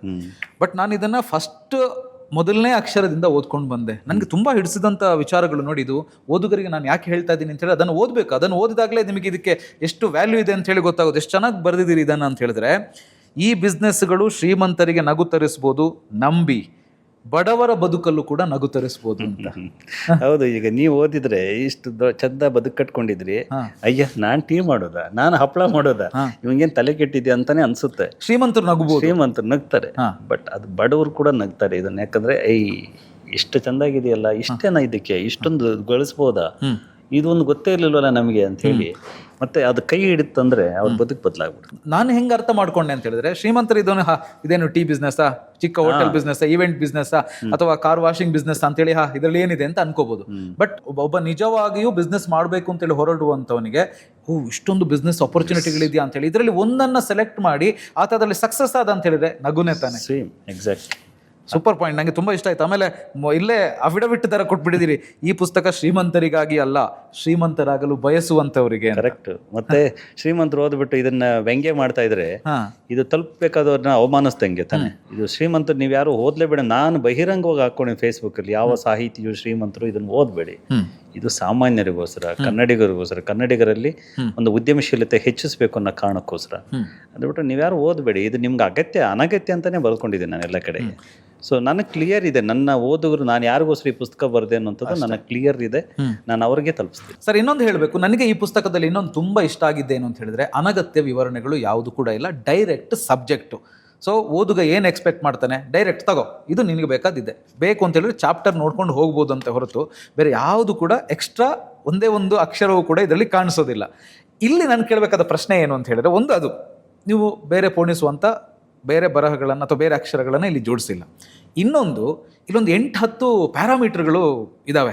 ಈಗ ಬೇರೆ ಬುಕ್ಗಳಲ್ಲಿ ನಾನು ಅದನ್ನು ನೋಡಿದಂಗಿಲ್ಲ. ಏನು ಅಂತ ಹೇಳಿದ್ರೆ ಯಾರು ಆರಂಭಿಸ್ಬೋದು, ಅಗತ್ಯ ಕೌಶಲ್ಯ ಏನು, ಹೂಡಿಕೆ ಎಷ್ಟು ಮಾಡಬೇಕು ಈ ಬಿಸ್ನೆಸ್ಗೆ, ಆದಾಯ ಮತ್ತು ಲಾಭ, ಮುನ್ನೆಚ್ಚರಿಕೆಗಳು, ಆಮೇಲೆ ರಿಜಿಸ್ಟ್ರೇಷನ್ನು, ಸಾಲ, ಸರ್ಕಾರಿ ಯೋಜನೆ, ಬೆಳವಣಿಗೆಗೆ ಅವಕಾಶ, ಬ್ರೇಕ್ ಇವನ್ ಸಮಯ, ಅಂದರೆ ಯಾವಾಗ ನೀವು ಹಾಕಿದ ಬಂಡವಾಳವನ್ನು ತೆಗೆದು ಲಾಭ ಗಳಿಸ್ಬೋದು, ಅದಾದಮೇಲೆ ಒಂದು ರೇಟಿಂಗ್ ಕೊಟ್ಟಿದ್ದೀರಾ, ಒಟ್ಟಾರೆ ಲಾಭ ಸಾಧ್ಯತೆ, ನಷ್ಟ ಸಾಧ್ಯತೆ, ಸ್ಪರ್ಧೆ ಸಾಧ್ಯತೆ, ಆಮೇಲೆ ವಿಸ್ತರಣೆ ಸಾಧ್ಯತೆ ಅಂತ.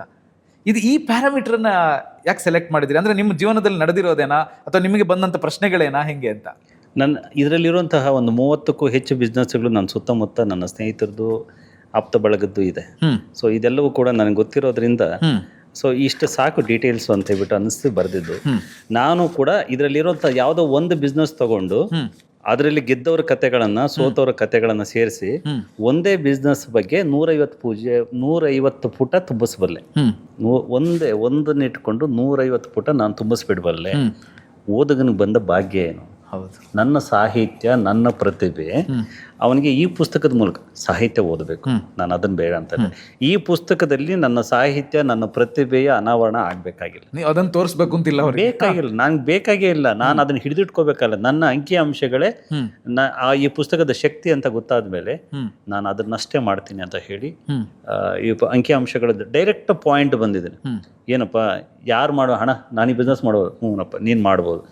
ಎಷ್ಟು ಬಂಡವಾಳ ಬೇಕಾಗುತ್ತೆ ನೋಡಪ್ಪ, ಎಷ್ಟು ಬೇಕು, ಇದಕ್ಕೆ ದುಡ್ಡು ಇಲ್ಲಿ ಸಿಗುತ್ತೆ. ಏನಾದ್ರು ಸೋತ್ಗೆ ಹೋಗ್ಬಿಟ್ರೆ, ಸೋತ್ರೆ ಈ ಮಟ್ಟಕ್ಕೆ ಸೋಲ್ಬೋದು ಕಣ ನೀನು. ಓಕೆ ಅಣ್ಣ, ಗೆದ್ರೆ ಈ ಲೆವೆಲ್ಗೆ ಹೋಗ್ಬೋದು ನೀನು. ಎಲ್ಲೆಲ್ಲಿ ರಿಜಿಸ್ಟ್ರೇಷನ್ ಮಾಡಬೇಕು, ಹೀಗೆ ಯಾವ್ಯಾವ ಬೇಸಿಕ್ ಥಿಂಗ್ಸ್ ಇದು ಪಾಯಿಂಟ್ ನೀವು ಕೇಳ್ತಾ ಇದ್ರಿ, ನಾನು ಹೇಳ್ತಾ ಇದ್ದೀನಿ ಅಷ್ಟೇ. ಅದ್ರ ಬದಲು ಅದಕ್ಕೆ ಒಗ್ಗರಣೆ ಹಾಕಿ ನಾನು ಏನನ್ನು ಬೆರೆಸಕ್ಕೆ ಹೋಗಿಲ್ಲ. ಸಾಹಿತ್ಯವನ್ನಂತೂ ತಂದೇ ಇಲ್ಲ. ಅದು ತರ್ಬೋದಾಗಿದ್ರೆ ಒಂದೇ ಬಿಸ್ನೆಸ್ ಐಡಿಯಾನ ನಾನು 150 ಪೇಜ್ ತುಂಬಿಸುವಷ್ಟು ಶಕ್ತಿ ಇದೆ. ಬಟ್ ಈ ಸಕ್ಸಸ್ ಸಿಕ್ತಿತ್ತೋ ಇಲ್ವೋ ಗೊತ್ತಿಲ್ಲ ಅಲ್ವಾ? ಆಗತ್ತೆ, ಅದು 500 ಕೂಡ ಹೋಗ್ತಿರ್ಲಿಲ್ಲ. ಕರೆಕ್ಟ್. ಇಲ್ಲಿ ಯಾಕೆ ಇದನ್ನು ನಾನು ಮತ್ತೆ ಸ್ಟ್ರೆಸ್ ಮಾಡಿ ಕೇಳೋದಕ್ಕೆ ಕಾರಣ ಏನು ಅಂತ ಹೇಳಿ, ಈಗ ಫಾರ್ ಎಕ್ಸಾಂಪಲ್ ಉಪ್ಪಿನಕಾಯಿ ಮತ್ತು ಹಪ್ಪಳ ಬಿಸ್ನೆಸ್ ಅಂತ ಹೇಳಿದಾಗ ನಾನು ಇದನ್ನು ಮಾಡ್ಬೋದಾ ಅಂತ ಹೇಳುವಂತ ಡೌಟೇ ಫಸ್ಟ್ ಬರೋದು. ಉಪ್ಪಿನಕಾಯಿ ಬಿಸ್ನೆಸ್ ನಾನು ಎಕ್ಸಾಂಪಲ್ ಕೊಟ್ಟಿರೋದು. ಇಸ್ತ್ರಿ ಅಂಗಡಿ ಬಿಸ್ನೆಸ್ ಇರ್ಬೋದು ಅಥವಾ ಫುಡ್ ಕಾರ್ಟ್ ಬಿಸ್ನೆಸ್ ಇರ್ಬೋದು. ಫಸ್ಟಿಗೆ ಇದು ನಾನು ಮಾಡ್ಬೋದಾ ಅಂತಾನೆ ಬರೋದು ಯಾರಿಗಾದ್ರೂ. ಇಲ್ಲೇ ಉತ್ತರ, ಯಾರು ಆರಂಭಿಸ್ಬೋದು.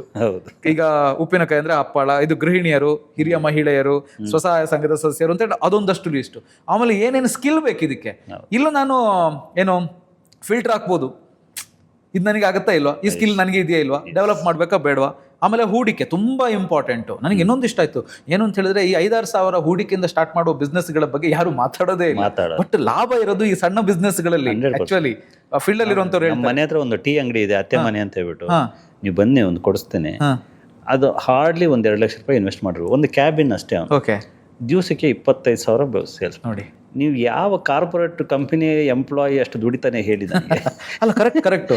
ದಿವಸಕ್ಕೆ 25,000 ರೂಪಾಯಿ ಸೇಲ್ಸ್ ಆಗುತ್ತಲ್ಲಿ. ಹೌದು, ಅಂದ್ರೆ ನೀವು ರುಚಿ ಕೊಟ್ಬಿಟ್ಟು ಶುಚಿ ಮೇಂಟೈನ್ ಮಾಡಿಕೊಂಡು ಕ್ವಾಲಿಟಿ ಹಿಡಿದಿಟ್ಕೊಂಡ್ಬಿಟ್ರೆ ಸಾಕಲ್ವಾ?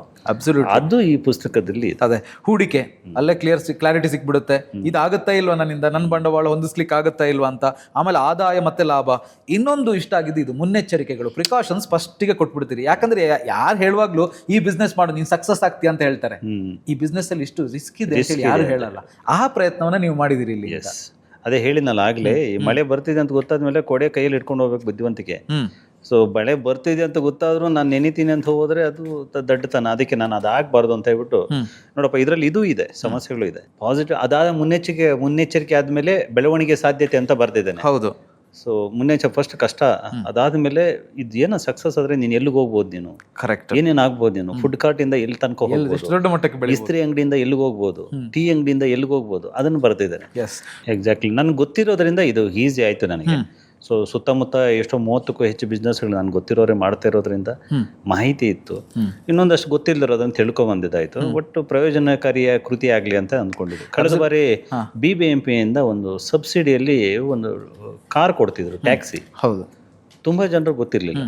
ಸೊ ನಾನೊಂದು 2-3 ನನಗೆ ಸ್ನೇಹಿತರೊಬ್ಬರು ಕಾರ್ಪೊರೇಟರ್ ಗೊತ್ತಿರೋದ್ರಿಂದ ಅವ್ರಿಗೆ ಹೇಳ್ಬಿಟ್ಟು ಹಳ್ಳಿ ಹುಡುಗರಿಗೆ ಕೊಡ್ಸಿದ್ವಿ. ಅವ್ರು ಎಷ್ಟು ಚೆಂದ ಬದುಕು ಕಟ್ಕೊಂಡ್ರು ಅಂದರೆ 2-3 ಕಾರ್ ಇಟ್ಕೊಂಡ್ಬಿಟ್ರು. ಆಮೇಲೆ ಅಂದರೆ ಅವ್ರಿಗೆ ಗೊತ್ತೇ ಇರಲಿಲ್ಲ ಅದಕ್ಕೆ ಸಬ್ಸಿಡಿ 1.5 ಲಕ್ಷ ಸಬ್ಸಿಡಿ ಸಿಗ್ತಿತ್ತು ಆ ಕಾಲಕ್ಕೆ. ಅದು ಕಾರ್ 3 ಲಕ್ಷ ಏನೋ, 1.5 ಲಕ್ಷ ಹೋಗಿ ಇವ್ರು 2 ಲಕ್ಷ ಅಷ್ಟೇ ಕಟ್ಟಬೇಕಿತ್ತು. ತಗೊಬಂದ್ರು, ಸಬ್ಸಿಡಿ ಸಿಕ್ತು, ಬೆಳೆದು ಬಿಟ್ರಲ್ಲ.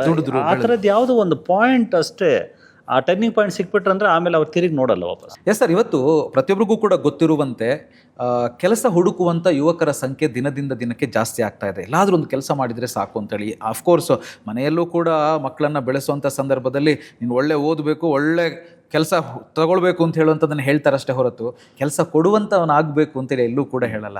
ನಿಮಗೆ ಇದರಲ್ಲಿ ಯಾವುದು ಶ್ರೇಷ್ಠ ಅಂತ ಅನಿಸುತ್ತೆ? ಉದ್ಯೋಗಿ ಆದರೆ ನಾನು ನನ್ನ ಕುಟುಂಬ ಬದುಕ್ಬೋದು. ಸೊ ಉದ್ಯಮಿ ಆದರೆ ಒಂದು ಇಡೀ ಒಂದು ವರ್ಗ, ಒಂದು ಪರಿವಾರ, ಒಂದು 10 ಕುಟುಂಬಗಳನ್ನು ಬೆಳೆಸಬಹುದು. ಸೊ ನಾನು ಯಾವತ್ತೂ ಆ ಆಪ್ಷನ್ನೇ ನೋಡ್ತೇನೆ. ಸೊ ಕುವೆಂಪು ಅವರು ಒಂದು ಕಡೆ ಹೇಳ್ತಾರೆ, ಎಲ್ಲರೂ ಉದ್ಯೋಗಗಳನ್ನು ಹುಡುಕಿ ಹೊರಟರೆ ಉದ್ಯೋಗದಾತರು ಯಾರು ಅಂತ. ಸೊ ನನಗೆ ಇನ್ಸ್ಪೈರ್ ಆಗಿರುವಂತಹ ಮಾತು ಇವತ್ತಿಗೂ ನಾನು ಅದನ್ನು ಅನುಸರಿಸ್ತೀನಿ. ಉದ್ಯೋಗದಾತರು ಹೆಚ್ಚಬೇಕು. ಉದ್ಯೋಗದಾತರು ಹೆಚ್ಚಿದಷ್ಟು ಕುಟುಂಬಗಳು, ಆ ಸಮಾಜ ಭಾಳ ಒಳ್ಳೆ ರೀತಿಯಲ್ಲಿ ಬೆಳವಣಿಗೆ ಕಾಣುತ್ತೆ. ಇವತ್ತಿನ ಸ್ಥಿತಿಗತಿಯಲ್ಲಿ ಯಾರು ಬೇಕಾದರೂ ಉದ್ಯೋಗದಾತರು ಆಗ್ಬೋದಾ ಅಂತ? ನೋ, ತುಂಬ ಡೆಡಿಕೇಶನ್ ಬೇಕು. ಡಿಗ್ರಿ ಇದ್ರೆ ಸಾಲಲ್ಲ, ಡೆಡಿಕೇಶನ್ ಬೇಕು. ಮತ್ತು ಅದರಲ್ಲಿ ಜಾಬಲ್ಲಿ ಬೆಳಿಗ್ಗೆ 10 ಗಂಟೆಗೆ ಹೋಗಿ 6 ಗಂಟೆಗೆ ಮನೆಗೆ ಬಂದು ಟಿ ವಿ ನೋಡ್ತಾ ಮಲಗ್ದಂಗಲ್ಲ. ಸೊ 24/7 ದುಡಿಬೇಕಾಗುತ್ತೆ. ಅದರಲ್ಲೂ ಉದ್ಯಮ ಆರಂಭಿಕ ಹಂತದಲ್ಲಿ ನೀವೊಬ್ಬ ಹೌಸ್ ಕೀಪಿಂಗಿಂದ ಹಿಡ್ಕೊಂಡು ಪ್ರತಿಯೊಂದು ಕೆಲಸಕ್ಕೂ ನೀವು ತಯಾರಿ ಇರಬೇಕಾಗಿರುತ್ತೆ. ಸೊ ಅಂತಹ ಮನಸ್ಥಿತಿ ಇಲ್ಲದೆ ಇದ್ದರೆ ಯಾರು ಬಿಸ್ನೆಸ್ ಶುರು ಮಾಡೋಕ್ಕೆ ಹೋಗ್ಬಾರ್ದು. ಸೊ ಸಾಮಾನ್ಯವಾಗಿ ಬಿಸ್ನೆಸ್ ಅಂತಂದರೆ ಬಾಸ್ ಅಂತ ಅಂದ್ಕೋತಾರೆ. ನೋ, ನನಗೆ ಬಿಸ್ನೆಸ್ ಅಂತಂದರೆ ಒಂದು ಜಾಬ್ ಮಾಡೋನಿಗಿಂತ ಕೆಟ್ಟ ಸ್ಥಿತಿಯಲ್ಲಿ ಮನಸ್ಥಿತಿಯನ್ನು ರೆಡಿ ಮಾಡ್ಕೋಬೇಕು ನಾನು. ಎಂಥ ಸವಾಲುಗಳು ಎಷ್ಟು ಸವಾಲು ಬರುತ್ತಂದರೆ ನಮ್ಮ ವ್ಯವಸ್ಥೆ ಬಿಸ್ನೆಸ್ ಮ್ಯಾನ್ಗಳಿಗೆ ಪೂರಕವಾಗಿಲ್ಲ. ಅದ್ರ ಬಗ್ಗೆ ಡೈವರ್ಟ್ ಮಾಡೋದು ಬೇಡ ಸಬ್ಜೆಕ್ಟು. ಬಿಸ್ನೆಸ್ ಮ್ಯಾನ್ಗಳನ್ನು ನಾವು ಯಾವ ರೀತಿ ನಡೆಸ್ಕೋಬೇಕು, ಯಾವ ರೀತಿ ಅವ್ರಿಗೆ ಪೂರಕವಾದ ವಾತಾವರಣ ಕೊಡಬೇಕು, ಒಂದು ಫ್ರೆಂಡ್ಲಿ ನೇಚರ್ ಅನ್ನೋಂಥದ್ದು ನಮ್ಮ ದೇಶದಲ್ಲಿಲ್ಲ. ಅದು ಸ್ವಲ್ಪ ಕಷ್ಟ ಅದು. ಸೊ ಆ ಒತ್ತಡಗಳಿದಾವಲ್ಲ, ನೀವು ಸತ್ತೋಗ್ಬಿಡ್ತೀರಿ. ಒಂದು ನಮ್ಮ ಹೂಡಿಕೆ ಮತ್ತು ನಮ್ಮ ಸರ್ವೀಸು, ನಮ್ಮ ಪ್ರಾಡಕ್ಟು, ಅದ್ರ ಕ್ವಾಲಿಟಿ, ಇದೆಲ್ಲ ಒಂದು ಸಮಸ್ಯೆ ಆದರೆ ಈ ಸಿಸ್ಟಮ್ ಕೊಡುತ್ತಲ್ಲ ಪ್ರೆಷರು, ತಡ್ಕೊಳಕ್ಕಾಗಲ್ಲ. ಸೊ ಆ ಪ್ರೆಷರನ್ನು ತಡ್ಕೊಳ್ಳುವಂತಹ ಸ್ಥಿತಿ ತಲುಪದ ಹೊರತು ಎಲ್ಲರೂ ಬಿಸ್ನೆಸ್ ಮ್ಯಾನ್ ಆಗ. ಈಗ ನಿಮ್ಮ 25 ವರ್ಷದ ಬಿಸ್ನೆಸ್ ಜರ್ನಿಯಲ್ಲಿ ಯಾವ ಥರದ ಸವಾಲುಗಳನ್ನು ನೀವು ಎದುರಿಸಿದ್ದೀರಿ? ಅಂದರೆ ಒಂದು ಕಷ್ಟ ಬಂದಂಥ ಸಿಚುವೇಶನ್ಸ್ ಎಲ್ಲ ಇದೆಯಾ? ಬಿಸ್ನೆಸ್ ಮಾಡಲಿಕ್ಕೆ ಹೊರಡುವಂಥವ್ರು ಯಾವ ಥರದ ಸಿಚುವೇಶನಿಗೆ ರೆಡಿ ಆಗಿರಬೇಕು ಅಂತ? ಸರ್, ನಾನು ಅಟ್ಲೀಸ್ಟ್ ಜೀವನ ಮರಣದ ಸಮಸ್ಯೆಗಳನ್ನು ಎದುರಿಸಿ ಇಲ್ಲಿ ತನಕ ಬಂದಿರೋಂಥದ್ದು. ನಾನು ಹೇಳಿದ್ನಲ್ಲ ಆಗಲೇ, ನಾನೇ ಸೆಕ್ಯೂರಿಟಿ ಗಾರ್ಡ್ ಆಗಿದ್ದು ಒಂದು ಸಂಸ್ಥೆ ಕಟ್ಟಬೇಕು ಅಂತ ಹೊರಟೋಗ್ತೀನಿ ಅಂತ ಹೇಳಿ, ಆಗ ಅಲ್ಲಿದ್ದಂತಹ ಅಷ್ಟು ಜನ ನನ್ನ ವಿರುದ್ಧ ನಿಲ್ತಾರೆ. ಸೊ ನನ್ನ ಹೊಡೆದಾಕಬೇಕು ಅನ್ನೋ ಮಟ್ಟಕ್ಕೆ ಹೋಗುತ್ತೆ ಪರಿಸ್ಥಿತಿಗಳು. ಒಂದು ವ್ಯವಸ್ಥೆ ಹಾಗೆ ವರ್ಕ್ ಮಾಡುತ್ತೆ. ಸೊ ಅಲ್ಲಿ ನೀವು ಪ್ರಬಲ ಆಗದೆ ಹೋದರೆ ನೀವು ಅಲ್ಲಿ ಉಳಿಯೋದೇ ಕಷ್ಟ. ಮತ್ತು ನನಗೆ ಶುರುವಿನಲ್ಲಿ ಇದು ಒಂದು ವ್ಯವಸ್ಥೆದು. ಇನ್ನೊಂದು 2, ಈಗ ನಾನು ಯಾವುದೋ ಒಂದು ಕಡೆಗೆ ಸರ್ವಿಸ್ ಎಲ್ಲ ಕೊಡ್ತಾ ಇದ್ದೀನಿ, ಇದಕ್ಕಿಂತ ಒಬ್ಬ ಹುಡುಗ ಸತ್ತೇ ಹೋಗ್ಬಿಟ್ಟು. ಓಕೆ, ನನ್ನ ಹತ್ರ ಅವತ್ತು 10 ರೂಪಾಯಿ ದುಡ್ಡಿಲ್ಲ, ಒಬ್ಬ ಸತ್ತೋಗಿದ್ದಾನೆ, ಅವನ ಬಾಡಿನ ತಗೊಂಡೋಗಿ ನಾವು ಅಸ್ಸಾಮ ಕಳಿಸ್ಕೊಡ್ಬೇಕು. ಅವತ್ತಿನ ಚಾರ್ಜಸ್ಸು 62,000 ರೂಪಾಯಿ ಆ್ಯಂಬುಲೆನ್ಸ್ಗೆ. ಇಲ್ಲಿಂದ 1800 ಕಿಲೋಮೀಟರ್, 2400 ಕಿಲೋಮೀಟ್ರ್ ನಾವು ಊರು. ಸೊ ಹೇಗೆ ಮಾಡಬೇಕು ಅಂತ ಹೇಳ್ಬಿಟ್ಟು ನಾವು ಅವತ್ತು ನನ್ನ ಸಾವಿಗೆ ನಾನೇ ಕಾರಣ ಅಂತ ಪತ್ರ ಬರೆದಿಟ್ಕೊಂಡು, ಸೊ ಒಂದು 6 ತಿಂಗಳು ಓಡಾಡಿದ್ದೀನಿ ನಾನು. ಈ ಪ್ರೆಷರ್ಸ್ ಎಲ್ಲ ತಡ್ಕೊಂಡು ಉಳ್ಕೊಳ್ಳೋದು ಇದೆಯಲ್ಲ, ಸಣ್ಣ ವಿಷಯ ಏನಾಗಲ್ಲ. ಈ ಥರದ್ದು ನನ್ನ ಕಂಪ್ನಿಯಲ್ಲಿ ಇದುವರೆಗೂ ಬರ್ತಾರೆ ಪಾಪ. ಸಾವು ಯಾರಿಗೂ ಹೋದ್ರೂ ಆಗ್ಬೋದಲ್ಲ. ಇಲ್ಲಿ 1000 ಜನ ಇರಬೇಕಾದ್ರೆ ಒಬ್ಬನಿಗೆ ಹಾರ್ಟ್ ಅಟ್ಯಾಕ್ ಆಗುತ್ತೆ, ಒಬ್ಬನಿಗೆ ಮೂರ್ಛೆ ರೋಗ, ಒಬ್ಬನಿಗೆ ಅಲ್ಸರು, ಈ ಥರ ಹಾಸ್ಪಿಟ್ಲಲ್ಲಿ ಅಡ್ಮಿಟ್ ಮಾಡಿ ನ್ಯಾಚುರಲ್ ಡೆತ್ ಸುಮಾರು ಆಗಿಬಿಟ್ಟಿದೆ. ಅವರೆಲ್ಲರ ಬಾಡಿಗಳನ್ನು ಊರಿಗೆ ಕಳಿಸ್ಕೊಡ್ಬೇಕು. ಹೌದು, ಆ ಥರದ್ದು ಒಂದು ರಿಸ್ಕು. ಮತ್ತು ಎಲ್ಲೋ ಒಂದು ಕಡೆ ಕಳ್ತನ ಆಗ್ಬಿಡುತ್ತೆ ರಾತ್ರಿ, ಅದೆಲ್ಲವೂ ಕೂಡ ನಮ್ಮ ಕಾಂಟ್ರಾಕ್ಟ್ ಅಂಡರಲ್ಲಿ ಇರುತ್ತೆ. ಸೊ ಅದನ್ನು ಬರೆಸ್ಕೊಡ್ಬೇಕು. ಹೇಗೆ ಕೆಲವು ಕಡೆಗೆ ಕೋಟಿಗಳು ತುಂಬಿ ಕೊಟ್ಟಿದ್ದೇವೆ. ಸೊ ಇನ್ನೊಂದು ಕಡೆಗೆ ಇದ್ದಕ್ಕಿದ್ದಂಗೆ ಕಳ್ಳರೇನೋ ಬಂದು ಹೊಡೆದ್ಬಿಟ್ಟು ಹೊರಟೋಗ್ತಾರೆ. ಸೊ ಟ್ರೀಟ್ಮೆಂಟು ಅವ್ರಿಗೆ, ಅವ್ರ ಮನೆ, ಅವ್ರ ಕುಟುಂಬ, ಅವರು ನಮ್ಮಲ್ಲಿ ಕಂಪ್ಲೇಂಟ್ ಮಾಡ್ತಾರೆ. ಇನ್ನೊಬ್ಬೊಂದು ಸರಿ ಎಲ್ಲೋ ಕೆಲಸ ಮಾಡ್ತೋ ಜಾಗದಲ್ಲಿ ಆಕ್ಸಿಡೆಂಟ್ ಆಗುತ್ತೆ, ಏನೋ ಒಂದು ಸಣ್ಣ ಬಿಡುತ್ತೆ. ಸಪೋಸ್ ಅವನೇನೋ ನೀರು ಟ್ಯಾಂಕ್ ಚೆಕ್ ಮಾಡಬೇಕು ಅಂತ ಹೇಳ್ಬಿಟ್ಟು ಎಲ್ಲ ಹತ್ತಿರ್ತಾನೆ, ಅಲ್ಲಿಂದ ಬಿದ್ದು ಬಿಡ್ತಾನೆ ಕೆಳಗಡೆ. ಸೊ ಅದೊಂದು FIR ಆಗುತ್ತೆ, ಪೊಲೀಸ್ ಕಂಪ್ಲೇಂಟ್ ಆಗುತ್ತೆ. ಅದನ್ನು ನೋಡ್ಕೋಬೇಕು. ಆಮೇಲೆ ಇದ್ದಕ್ಕಿದ್ದಂಗೆ ಯಾವುದೋ ಒಬ್ಬ ಕ್ಲೈಂಟ್, ನೀವು ಬಿಸ್ನೆಸ್ ಸರ್ವಿಸ್ ಕೊಡ್ತಾ ಇದ್ದೀರಿ, ಕಾಂಟ್ರಾಕ್ಟ್ ಮಾಡ್ತಾ ಇರ್ತೀರಿ, ಅವನ ಕಂಪ್ನಿ ಲಾಸ್ ಆಗುತ್ತೆ.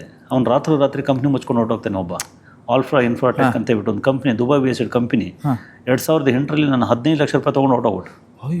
2008ರಲ್ಲಿ, ಇವತ್ತಲ್ಲ, 2008 ಆ ಕಾಲಕ್ಕೆ ನಾನು ಆಗ್ತಾನೆ ಬರ್ತಾ ಇದ್ದಂಥ ಸ್ಟೇಜ್. 15 ಲಕ್ಷ ಅಂತ ಹೇಳಿ 15 ಲಕ್ಷ ಎಷ್ಟು, ಇವಾಗ 1.5 ಕೋಟಿಗೆ ಹೋಗೇ ಅವನು. ನನ್ನ ಸ್ಥಿತಿ ಏನಾಗಿರ್ಬೋದು ಅವತ್ತು. ಸೊ ಇದನ್ನೆಲ್ಲ ಎದುರಿಸೋಕ್ಕೆ ತಾಕತ್ತಿಲ್ಲದೆ ಹೋದರೆ ಕುಟುಂಬ ಮೊದಲು ಕುಟುಂಬದವ್ರ ದೃಷ್ಟಿಯಲ್ಲಿ ನಾವು ಸಣ್ಣವರಾಗ್ಬಿಡ್ತೀವಿ. ಸೊ ಅದರಿಂದ ಅದನ್ನು ತಡೆದು ಎದುರಿಸಿ ನಿಲ್ಲುವಂತಹ ಮನಸ್ಥಿತಿ ಬಾರದು ಹೊರತು ಬಿಸ್ನೆಸ್ ಮೆನ್ ಆಗೋದು ಕಷ್ಟ. ನನ್ನ ಸುತ್ತಮುತ್ತ ನನ್ನ ಸ್ನೇಹಿತರು ತುಂಬ ಜನ ಸರ್ಕಾರಿ ನೌಕರಿದ್ದಾರೆ. ಅವನ್ನೆಲ್ಲ ನೋಡಿದಾಗ ನನಗೆ ನಿಜವಾಗ್ಲೂ ಹ್ಯಾಪಿ, ನಾನು ಹಿಂಗಿರಕ್ಕೆ ಆಗ್ತಿಲ್ವಲ್ಲ. ಬಟ್ ಅವರನ್ನು ಅವ್ರ ಲೈಫ್ ಸ್ಟೈಲನ್ನು ನೋಡಿದಾಗ ಅನಿಸುತ್ತೆ ಅವರು ನನ್ನಂಗಿರೋಕ್ಕಾಗಲ್ಲ ಬಿಡು. ಅದು ಕರೆಕ್ಟ್. ಯಾಕಂತಂದರೆ ಎಷ್ಟು ನಾನು ಇಲ್ಲಿ ಡೆಡಿಕೇಶನ್ ಆಗಿ ಕೆಲಸ ಮಾಡ್ತಿದ್ದೀನೋ, ಎಷ್ಟು ಪ್ರೆಷರ್ ತಳ್ಕೊತಾ ಇದ್ದೀನೋ ಅಷ್ಟು ನನಗೆ ರಿಟರ್ನ್ ಬರ್ತಿದೆ. ಅವ್ರು ಎಷ್ಟು ಸುಖವಾಗಿದ್ದಾರೋ ಅಷ್ಟು ಇದ್ದಾರೆ. ಸೊ ಅದರಿಂದ ಇದು ಅಲ್ಲ, ರಿಸ್ಕ್ ಎಷ್ಟು ಜಾಸ್ತಿ ಇರುತ್ತೋ ಅಷ್ಟೇ ರಿಟರ್ನ್ಸ್ ಬರುತ್ತೆ ಅಂತ ಹೇಳ್ತೀವಲ್ಲ, ಈ ಇನ್ವೆಸ್ಟ್ಮೆಂಟ್ ಇದರಲ್ಲಿ ಮಾತುಗಳಲ್ಲಿ ಹೇಳ್ತೀವಿ, ರಿಸ್ಕ್ ಜಾಸ್ತಿ ಇದ್ರೆ ರಿಟರ್ನ್ಸ್ ಜಾಸ್ತಿ ಅಂತ. ಅಷ್ಟೇ ಸರ್. ಅದರಿಂದ ಆ ಪ್ರೆಷರ್ ತಡ್ಕೊಳ್ಳೋಂತಹ ಸ್ಥಿತಿಗೆ ಬರದ ಹೊರತು ಎಲ್ಲರೂ ಬಿಸ್ನೆಸ್ ಮ್ಯಾನ್ಗಳಾಗಕ್ಕೆ ಹೋಗ್ಬಾರ್ದು. ಇನ್ನೊಂದು ಕೇಳ್ಬೇಕು ಸರ್, ಕನ್ನಡದಲ್ಲಿ ಈ ಥರದ ಒಂದು ಕ್ಲಿಷ್ಟಕರ ಅಂತೇಳಿ ಅನ್ಸ್ಕೊಂಡದ್ದು ಬಿಸ್ನೆಸ್ ಅಂತೇಳಿದ್ರೆ ತುಂಬ ಜನರ ಮೈಂಡಲ್ಲಿ ಇರೋದು ಅದು ತುಂಬ ಕಷ್ಟ, ನಮ್ಮಿಂದ ಅದನ್ನು ಅರಗಿಸ್ಕೊಳ್ಳೋದಕ್ಕಾಗಲ್ಲ, ಅದ್ರ ಬಗ್ಗೆ ಇನ್ಫಾರ್ಮೇಷನ್ಸ್ ಎಲ್ಲ ನಮ್ಮ ಭಾಷೆಯಲ್ಲಿ ನಮಗೆ ಅರ್ಥ ಆಗೋ ರೀತಿಯಲ್ಲಿ ಯಾರು ಕೂಡ ಹೇಳಲ್ಲ, ದೊಡ್ಡ ದೊಡ್ಡ ವರ್ಡ್ಗಳನ್ನು ಯೂಸ್ ಮಾಡ್ತಾರೆ ಅಂತ. ಬಟ್ ಇಷ್ಟೊಂದು ಸರಳವಾಗಿ ಸಿಂಪಲ್ ಆಗಿ ನೀವು ಬರೆದು ಕೊಟ್ಟಿದ್ದೀರಾ ಜನರ ಕೈಗೆ. ಸೊ ಈ ಪ್ರಕ್ರಿಯೆ ಇಲ್ಲಿಗೆ ನಿಲ್ಲುತ್ತಾ ಅಥವಾ ಕಂಟಿನ್ಯೂ ಆಗುತ್ತಾ? ಮುಂದಷ್ಟು ಏನಾದರೂ ಇದ್ರ ಬಗ್ಗೆ ಇದೇ ಥರದ್ದು ಏನಾದ್ರು ಮಾಡಬೇಕು ಅಂತ ಇದೆಯಾ ಯೋಚನೆಗಳು? ಇದು ಆಲ್ರೆಡಿ 101 ಅಂತ ಮಾಡಿರೋದ್ರಿಂದ ಇನ್ನೊಂದು 51 ನನ್ನ ಹತ್ರ ಇದೆ. ಈ ಪುಸ್ತಕನ ಇನ್ನೊಂದು 3 ತಿಂಗಳಲ್ಲಿ ಒಂದಷ್ಟು ಜನಕ್ಕೆ ತಲುಪಿಸ್ಬೇಕಂತ, ಒಂದು 50,000 ಜನಕ್ಕೆ ತಲುಪಿಸ್ಬೇಕು ಅಂತ ಇದೆ. ಇದು ತಲುಪಿದ್ದಾದರೆ ಅದಾದಮೇಲೆ ಮಾಡಿ ನೋಡೋಣ ಅಂತಾನು ಇದೆ. ಬಟ್ ಉದ್ದೇಶ ಇದ್ದಿದ್ದು ಜನಸಾಮಾನ್ಯ, ನಾನು MBA ಕ್ಲಾಸಸ್ ಥರ ಆ ಥಿಯರಿ ಗಟ್ಟಿ ಪದಗಳೆಲ್ಲ ಹಾಕಿ ಹೇಳಬಾರ್ದು ಅಂದ್ಕೊಂಡೆ, ಸರಳವಾಗಿ ತಲುಪಿಸ್ಬಿಡ್ಬೇಕು. ಸೊ ಆ ಕಾರಣಕ್ಕೋಸ್ಕರ ಒಂದು ಸರಳವಾದ ಪುಸ್ತಕ ರೆಡಿ ಆಗಿದೆ. ಬಟ್ ಈ 51 ಬಿಸ್ನೆಸ್ ಐಡಿಯಾಗಳು ಏನಿದಾವೆ, ಸೊ ಇದನ್ನ ಯಾರು ಬೇಕಾದ್ರೂ ಮಾಡ್ಬೋದು. ಯಾರು ಬೇಕಾದ್ರೂ ಮಾಡ್ಬೋದು. ಬಂಡವಾಳ ಕಡಿಮೆ ಇದ್ರೂ ಮಾಡ್ಬೋದು. ಸೊ ಮತ್ತೆ ಇದಕ್ಕೆ ಬೇಡಿಕೆ ಕಮ್ಮಿ ಆಗಲ್ಲ, ಆ ಕಾರಣಕ್ಕೋಸ್ಕರ.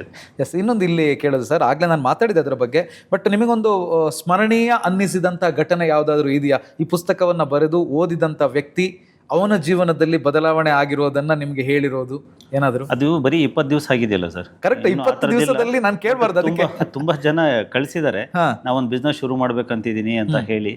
ಒಂದಷ್ಟು ಇವತ್ತು ಬೆಳಿಗ್ಗೆ ತಾನೇ ಇಲ್ಲಿಗೆ ಬರೋದಕ್ಕಿಂತ ಮುಂಚೆ ಒಬ್ಬ ಹುಡುಗ ಮಂಜುನಾಥ್ ಅಂತ ಮೆಸೇಜ್ ಕಳಿಸಿದ್ದಾರೆ, ನಾನು ಫೋಟೋಗ್ರಫಿ ಬಿಸ್ನೆಸ್ ಮಾಡಬೇಕು ಅಂತಿದ್ದೀನಿ, ನಿಮ್ಮ ಮಾಹಿತಿ ಭಾಳ ಅನುಕೂಲವಾಗಿತ್ತು, ಇನ್ನೊಂದಷ್ಟು ಪರ್ಸನಲ್ ಆಗಿ ಬಂದು ಭೇಟಿ ಮಾಡ್ಬೋದಾ, ಬನ್ನಿ ಅಂತ ಕರೆದಿದ್ದೀನಿ, ನಾಳಿದ್ದು ಬರ್ತೀನಿ. ಆಗ್ಲೇ ಒಂದು ಯೂಟ್ಯೂಬ್ ಚಾನಲ್ ಮಾಡಿಬಿಟ್ಟು ರೈಟರು, ಅವರು ಭಾಳ ಒಳ್ಳೆ ರೈಟರ್ ಅವರು ಕೂಡ ಯೂಟ್ಯೂಬ್ ಚಾನಲ್ ಮಾಡ್ತೀನಿ ಅಂತ ಹೇಳಿ 70 ವರ್ಷ ಅವರಿಗೆ. ಅವ್ರೀಗ ಇನ್ಸ್ಪೈರ್ ಆಗಿ ನಾನು ಮಾಡ್ತೀನಿ ಅಂತ ಅದನ್ನು ಸೋಷಿಯಲ್ ಮೀಡಿಯಾದಲ್ಲಿ ಕೂಡ ನಾನು ಹೇಳ್ಕೊಂಡಿದ್ದೇನೆ. ಎಸ್, ನಾನು ಆಗಲೇ ಹೇಳ್ಬೇಕಿದ್ರೆ ಇನ್ನೊಂದು ಲೈನ್ ಅದಕ್ಕೆ ಸೇರಿಸಬೇಕಿತ್ತು. ಏನಂದ್ರೆ ಯಾರು ಬೇಕಾದ್ರೂ ಮಾಡ್ಬೋದು, ಕಡಿಮೆ ಬಂಡವಾಳದಿಂದ ಜಾಸ್ತಿ ಬಂಡವಾಳದವರೆಗೆ ಏಜ್ ಲಿಮಿಟ್ ಕೂಡ ಇಲ್ಲ. 18 ವರ್ಷ ಆದ್ಮೇಲೆ ನೀವು ಯಾರು ಬೇಕಾ 18 ವರ್ಷ ಆದ್ಮೇಲೆ ಯಾರು ಬೇಕಾದ್ರೂ ಈ ಬಿಸ್ನೆಸ್ ಅನ್ನು ಮಾಡ್ಬೋದು. ಈಗ 70 ವರ್ಷ ಅಲ್ಲ ಅವ್ರಿಗೆ? ಹೌದು, 70 ವರ್ಷ ಅಂದ್ರೆ 70-80 ವರ್ಷದವರು ಕೂಡ ಮಾಡ್ಬೋದು ಆರಾಮಾಗಿ. ಅವರಲ್ಲಿ ಆ ಒಂದು ಮೋಟಿವೇಶನ್ ಸಿಕ್ತಲ್ಲ, ಅಂದ್ರೆ ಅದರಲ್ಲಿ ಏನೇನು ಲಾಭಗಳಿದಾವೆ ಅಂತ ಹೇಳಿದಾಗ ಹೌದಲ್ಲ ಇದು ಮಾಡ್ಬೋದಲ್ಲ ಅಂತ ಅನ್ಸುತ್ತಲ್ವ. ಮತ್ತೆ ಕೆಲವರಿಗೆ ಕೆಲವು ಈಸಿ ಅನ್ಸುತ್ತೆ. ಕರೆಕ್ಟ್. ನನ್ನ ಹತ್ರ ಕಂಟೆಂಟ್ ಇದೆಯಲ್ಲ, ನಾನು ಯಾಕೆ ಯೂಟ್ಯೂಬ್ ಚಾನಲ್ ಮಾಡಬಾರ್ದು ಅಂತ ಅನ್ಸಿದೆ ಅವರಿಗೆ. ಅವ್ರ ಹತ್ರ ಕಂಟೆಂಟ್ ಇತ್ತು, ಸೊ ನಾನು ಜಸ್ಟ್ ಗೈಡ್ ಆದೆ ಅಷ್ಟೇ. ಆಗ್ಲೇ ನೀವು ಹೇಳಿದ್ರಿ ಒಂದಷ್ಟು ಜನ ಕಾಂಟ್ಯಾಕ್ಟ್ ಮಾಡ್ತಾ ಇದ್ದಾರೆ ಅಂತೆಲ್ಲ, ಬಹುಶಃ ತುಂಬಾ ಜನರಿಗೆ ಈ ಪ್ರಶ್ನೆ ಇರ್ಬೋದು, ಅದಕ್ಕೋಸ್ಕರ ಕೇಳ್ತಾ ಇದ್ದೀನಿ. ಸೊ ಈ ಪುಸ್ತಕವನ್ನು ಓದಿದಂಥವ್ರು ನಿಮ್ಮನ್ನ ಕಾಂಟ್ಯಾಕ್ಟ್ ಮಾಡಬೇಕು ಅಥವಾ ನಿಮ್ಮಿಂದ ಇದ್ರ ಬಗ್ಗೆ ಸಲಹೆಗಳನ್ನು ಪಡ್ಕೊಳ್ಬೇಕು ಅಂತ ಹೇಳಿದ್ರೆ, ಡೈರೆಕ್ಟ್ ಕಾಂಟ್ಯಾಕ್ಟ್ ಮಾಡಬೇಕು ಅಂತಿದ್ರೆ ಏನಾದ್ರು ಅವಕಾಶ ಇದೆಯಾ ಅಂತ? ನನ್ನ ಪುಸ್ತಕದ ಕೊನೆ ಪೇಜಲ್ಲೇ ನನ್ನ ನಂಬರೇ ಕೊಟ್ಬಿಟ್ಟಿದ್ದೀನಿ, ಯಾರು ಬೇಕಾದ್ರೂ ಮಾಡಿ. ನಾನು ಭಾಳ ಟ್ರಾನ್ಸ್ಪರೆಂಟ್ ವ್ಯಕ್ತಿತ್ವವನ್ನು ಕಾಪಾಡ್ಕೊಂಡು ಬಂದಿದ್ದೇನೆ. ಸೊ ಪುಸ್ತಕ ಬರೆದುಬಿಟ್ಟು ಬೆನ್ನು ಹಾಕುವಂಥದ್ದೇನಿಲ್ಲ. ನೀವು ಕೇಳೋ ಪ್ರಶ್ನೆಗಳಿಗೆ ನಾನು ರೆಡಿ ಇರ್ತೇನೆ, ಅದಕ್ಕೆ ನಾನು ನಂಬರ್ ಕೊಟ್ಟಿದ್ದೀನಿ ಪುಸ್ತಕದಲ್ಲಿ. ಯಾರು ಬೇಕಾದ್ರೂ ಫೋನ್ ಮಾಡೋದು, ಎಲ್ರಿಗೂ ನಾನು ಸ್ಪಂದಿಸ್ತಾ ಇದ್ದೇನೆ. ತುಂಬ ಬಿಸ್ನೆಸ್ಗೆ ಸಂಬಂಧಪಟ್ಟಂಗೆ ಮಾತಾಡಿ. ಇಲ್ಲ, ಏನಾದ್ರು ಮಾತಾಡಲಿ ಪಾಪ, ನನಗೆ ಇಂಟ್ರೆಸ್ಟ್ ಇದ್ದರೆ ಅದು ಸಂಬಂಧಿತವಾದ್ದು ಇದಕ್ಕೆ ಸಂಬಂಧಪಟ್ಟದ್ದಾದರೆ ಹೇಳ್ತೀವಿ, ಉಳಿದಿದ್ದಾರೆ ಇದಕ್ಕೆ ನನಗೆ ಸಂಬಂಧ ಇಲ್ಲ ಅಂತ. ಸರಿ, ಇನ್ನೊಂದು ಕೇಳ್ತೀನಿ. ಈ ಪುಸ್ತಕವನ್ನು ಕೈಯಲ್ಲಿ ಹಿಡಿದಿರುವಂಥ ಒಬ್ಬ ಯುವಕನಿಗೋ ಯುವತಿಗೋ ಅಥವಾ ಯಾರಿಗೇ ಇರ್ಬೋದು, ನೀವು ಕೊಡುವಂಥ ಭರವಸೆ ಏನು? ನಾನು ಯುವಕರಿಗೆ ಭರವಸೆ ಅಂತಲ್ಲ, ಒಂದು ಮಾತನ್ನು ಹೇಳಬೇಕು. ನಾವು ಶ್ರೀಮಂತರಾಗಬೇಕು ಅಥವಾ ಉದ್ಯಮಿಗಳಾಗಬೇಕು ಅಂದರೆ ಅದು ದೊಡ್ಡ ಮನೆತನದಲ್ಲೇ ಹುಟ್ಟಬೇಕು, ದೊಡ್ಡ ಜಾತಿಯಲ್ಲೇ ಹುಟ್ಟಬೇಕು, ದೊಡ್ಡ ಬಂಡವಾಳ ಬೇಕು ಅಂತಲ್ಲ. ದೊಡ್ಡ ಕನಸುಗಳಿದ್ದರೂ ಕೂಡ ಸಾಕು. ಸೊ ಆ ದೊಡ್ಡ ಕನಸುಗಳಿದ್ದು ಅದನ್ನು ಈಡೇರಿಸ್ಕೊಳ್ಳುವಂತಹ ಒಂದು ದೊಡ್ಡ ಹಠ ನಿಮ್ಮದಾಗಿದ್ದರೆ ಬಿಸ್ನೆಸ್ಸನ್ನು ದಯವಿಟ್ಟು ಶುರು ಮಾಡಿ. ಕನ್ನಡಕ್ಕೆ ಬಿಸ್ನೆಸ್ ಮ್ಯಾನ್ಗಳ ಅಗತ್ಯ ಇದೆ. ಕನ್ನಡದಲ್ಲಿ ಎಲ್ಲವೂ ಇದೆ, ಜಾಸ್ತಿ ಪ್ರಜ್ಞಾವಂತಿಕೆ ಇದೆ. ಪ್ರಜ್ಞಾವಂತಿಕೆ ಕಾರಣಕ್ಕೆ ನಮ್ಮಲ್ಲಿ ಉದ್ಯಮಶೀಲತೆ ಕಡಿಮೆ ಇದೆ. ಸೊ ನಮ್ಮಲ್ಲಿ ಏನಾಗುತ್ತೆ, ಓದಿ ಕೂಡ ಒಂದಷ್ಟು ಕಂಫರ್ಟ್ ಝೋನಲ್ಲಿ ಆರಾಮಾಗಿ ಬದುಕುವಂಥದ್ದು ಇದೆಲ್ಲ ಅಭ್ಯಾಸ ಆಗಿಬಿಟ್ಟಿದೆ. ಇಲ್ಲಿನ ವಾತಾವರಣ, ಇಲ್ಲಿನ ವಿದ್ಯೆ ಅವರನ್ನು ಹಾಗೆ ಮಾಡಿದೆ. ನಮ್ಮಲ್ಲಿ ಒಬ್ಬ ಗುಜರಾತಿ ಹುಟ್ಟಬೇಕು, ನಮ್ಮಲ್ಲಿ ಒಬ್ಬ ಮಾರ್ವಾಡಿ ಥರದ್ದು ಒಂದು ಮನಸ್ಥಿತಿ ಬರಬೇಕು. ಹಾಗಾದಾಗ ಕನ್ನಡಿಗರು ಬೇರೆ ರೀತಿಯಲ್ಲಿ ತಮ್ಮನ್ನು ತಾವು ಗಟ್ಟಿಯಾಗಿಸ್ಕೊಳ್ಳೋಕ್ಕೆ ಸಾಧ್ಯ ಆಗುತ್ತೆ. ಆ ಉದ್ಯಮಶೀಲತೆಯೇ ಈ ಪುಸ್ತಕದ ಹಿಂದಿನ ಮತ್ತೊಂದು ಉದ್ದೇಶ ಕೂಡ. ಖಂಡಿತವಾಗ್ಲು ಕನ್ನಡಿಗರಾಗಿದ್ದುಕೊಂಡು ಬೇರೆಯವರಿಗೆ ಕೆಲಸ ಕೊಡುವ ರೇಂಜ್ಗೆ ಬೆಳಿಬೇಕು ಅಂತ. ಇಲ್ಲಿ ನಾವೇನಾದರೆ ಕೆಲಸ ಮಾಡೋಂಥ ಇನ್ನೊಬ್ಬರ ಅಡಿಯಲ್ಲಿ ಕೆಲಸ ಮಾಡ್ತಿದ್ದೀವಿ. ನೀವು 90% ಈ ವಿಡಿಯೋ ನೋಡ್ತಾ ಇರೋರು ಒಂದ್ಸರಿ ಆತ್ಮವಿಮರ್ಶೆ ಮಾಡ್ಕೊಳ್ಳಿ, ನಾವೆಲ್ಲಿದ್ದೀವಿ ಅಂತ. 90% ಜನ ಇನ್ಯಾರ್ದೋ ಒಬ್ಬರು ಉದ್ಯಮದಲ್ಲಿ ಇದ್ದೀವಿ. ಬೇಕಾದ್ರೆ ಚೆಕ್ ಮಾಡ್ಕೊಳ್ಳಿ.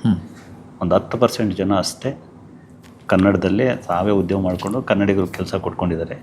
ಒಂದು ಕನ್ನಡದ ಉದ್ಯಮಿ ಆದರೂ ಕೂಡ ಬೇರೆಯವ್ರ ಕೆಲಸ ಕೊಡೋ ಸ್ಥಿತಿಯಲ್ಲಿದೆ. ಯಾಕಂದ್ರೆ ನಾವು ಅಷ್ಟು ಕಂಫರ್ಟ್ ಝೋನಲ್ಲಿದ್ದೀವಿ. ನಮ್ಮಲ್ಲಿ ಈ ಬ್ಲೂ ಕಲರ್ ಜಾಬು ಅದಕ್ಕೆಲ್ಲ ಸಿಗೋದೇ ಇಲ್ಲ ಜನ. ಸೊ ಆ ಮಟ್ಟದಲ್ಲಿದೆ. ಆದ್ದರಿಂದ ಅಟ್ಲೀಸ್ಟ್ ಉದ್ಯಮಿಗಳಾಗಲಿ ಅಂತ. Super sir. ಒಂದಷ್ಟು ರ್ಯಾಪಿಡ್ ಫೈರ್ ಪ್ರಶ್ನೆಗಳನ್ನು ಕೇಳ್ತೀನಿ. ಉದ್ಯೋಗ ಒಳ್ಳೇದಾ, ಬಿಸ್ನೆಸ್ ಒಳ್ಳೇದಾ? ಉದ್ಯೋಗ ನಮ್ಮ ಹೊಟ್ಟೆ ತುಂಬಿಸುತ್ತೆ, ಉದ್ಯಮ 10 ಹೊಟ್ಟೆಗಳು ತುಂಬಿಸುತ್ತೆ. ಅದರಿಂದ ಉದ್ಯಮವೇ ಉತ್ತಮ. ಬಂಡವಾಳನೋ ಅಥವಾ ಬುದ್ಧಿವಂತಿಕೆ?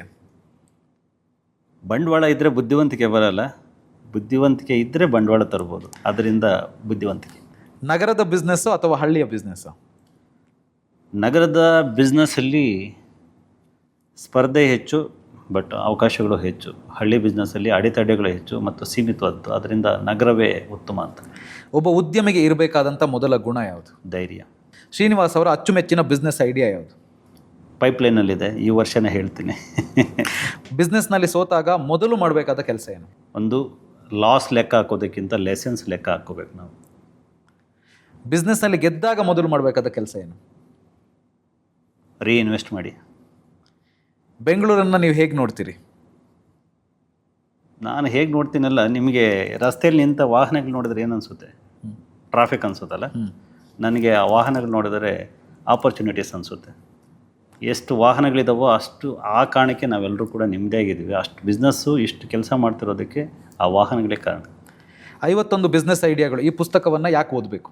ಇದು ಗೂಗಲಲ್ಲಿ ಸಿಗುವಂತಹ ಕಂಟೆಂಟ್ ಅಲ್ಲ, ಇದೊಂದು ಗೈಡ್, ನಿಮ್ಮ ಒಬ್ಬ ಫ್ರೆಂಡ್ ಪಕ್ಕದಲ್ಲಿ ಕೂತ್ಕೊಂಡು ಹೇಳ್ತಾರಂಥ ಕಂಟೆಂಟ್. ಆದ್ದರಿಂದ ಮತ್ತು ಇದೆಲ್ಲ ಕೂಡ ನಾನು ಪ್ರಯತ್ನಪಟ್ಟು ನನ್ನ ಸುತ್ತಮುತ್ತ ನೋಡಿ ಅನುಭವಿಸಿ ಬರೆದಂಥದ್ದಾಗಿರೋದ್ರಿಂದ ನಿಮಗೆ ಒಂದು ರಿಯಲಿಸ್ಟಿಕ್ ಫೀಲ್ ಸಿಗುತ್ತೆ. ಆದ್ದರಿಂದ ಇದನ್ನು ಓದ್ಬೋದು. ಪ್ರೀತಿ ಮನಸ್ಸಲ್ಲಿರುತ್ತೆ. ತುಂಬ ಜನ ಅದನ್ನು ಓದೋದ್ರಲ್ಲೋ ಬರೆಯೋದ್ರಲ್ಲೇ ಕಳೆದು ಬಿಡ್ತಾರೆ. ಬಟ್ ನಾನು ಮಾತ್ರ ಅಲ್ಲ, ಇನ್ನೊಬ್ರಿಗೂ ಅದು ತಲುಪಬೇಕು ಅಂತ ಹೇಳುವಂಥ ನಿಮ್ಮ ಆ ಮನಸ್ಸಿದೆಯಲ್ಲ, ಅದಕ್ಕೆ ನಿಜಕ್ಕೂ ಕೂಡ ಥ್ಯಾಂಕ್ಸ್ ಹೇಳಬೇಕು. ಎಷ್ಟೋ ಜನ ಇವತ್ತು ಈ ಪುಸ್ತಕ ಸಂತೆಯಿಂದಾಗಿ ಅಥವಾ ನೀವು ಅದನ್ನು ಪ್ರಚಾರ ಮಾಡ್ತಾ ಇರೋದು, ಪುಸ್ತಕಗಳ ಬಗ್ಗೆ ಮಾತಾಡ್ತಾ ಇರೋದು, ಅದರ ಬಗ್ಗೆ ಬರೆಯೋದು, ಅದರ ಬಗ್ಗೆ ಜನರನ್ನು ಮತ್ತೆ ಪುಸ್ತಕ ಓದೋದ್ರತ್ತ ಹಚ್ಚೋದು ಅಂತ ಹೇಳ್ತೀವಲ್ಲ, ಮಾಡ್ತಾ ಇರುವಂಥ ಕಾರ್ಯ ನಿಜಕ್ಕೂ ಕೂಡ ಶ್ಲಾಘನೀಯ ಅಂತಲೇ ಹೇಳ್ಬೋದು. ಸೊ ನಿಮ್ಮ ಕನಸುಗಳು, ಆಸೆಗಳೇನಿದ್ದಾವೆ ಎಲ್ಲವೂ ಕೂಡ ನನಸಾಗಲಿ ಅಂತೇಳಿ ನಾನು ಹಾರೈಸ್ತೀನಿ ಸರ್. ನಿಮ್ಮ ಪ್ರೀಷಿಯಸ್ ಟೈಮಿಗೆ, ನಿಮ್ಮ ಪ್ರೀಷಿಯಸ್ ನಾಲೆಜ್ಗೆ thank you sir. Thank you very much. Thank you so much. So ನೋಡಿದ್ರಲ್ಲ, ಇದು ವೀರಕಪುತ್ರ ಶ್ರೀನಿವಾಸ್ ಅವರ ಅನುಭವದ ಮಾತುಗಳು. ಅವರು ಬರೆದಿರುವಂಥ ಈ 51 ಬಿಸ್ನೆಸ್ ಐಡಿಯಾಗಳು ಅಂತ ಹೇಳುವಂಥ ಪುಸ್ತಕ ಇದೆಯಲ್ಲ, ಇದು ಬಹಳಷ್ಟು ಜನರಿಗೆ ಬಿಸ್ನೆಸ್ ಮಾಡಬೇಕು, ನಾನು ಬದುಕನ್ನು ಕಟ್ಕೊಳ್ಬೇಕು, ಬಟ್ ನನಗೆ ಯಾವ ಬಿಸ್ನೆಸ್ ಮಾಡಬೇಕು ಅಂತೇಳಿ ಗೊತ್ತಾಗಲ್ಲ, ಎಷ್ಟು ಹೂಡಿಕೆ ಬೇಕು ಅಂತ ಹೇಳಿ ಗೊತ್ತಾಗಲ್ಲ, ಹೇಗೆ ಸಾಲ ಪಡ್ಕೊಳ್ಬೇಕು ಅಂತ ಗೊತ್ತಾಗಲ್ಲ, ಅಥವಾ ಬಿಸ್ನೆಸ್ಸನ್ನು ಹೆಂಗೆ ಡೆವಲಪ್ ಮಾಡಬೇಕು ಅಂತ ಗೊತ್ತಾಗಲ್ಲ ಅಂತ ಹೇಳುವಂಥವರಿಗೆ ಇದು ನಿಜಕ್ಕೂ ಕೂಡ ದಾರಿದೀಪ.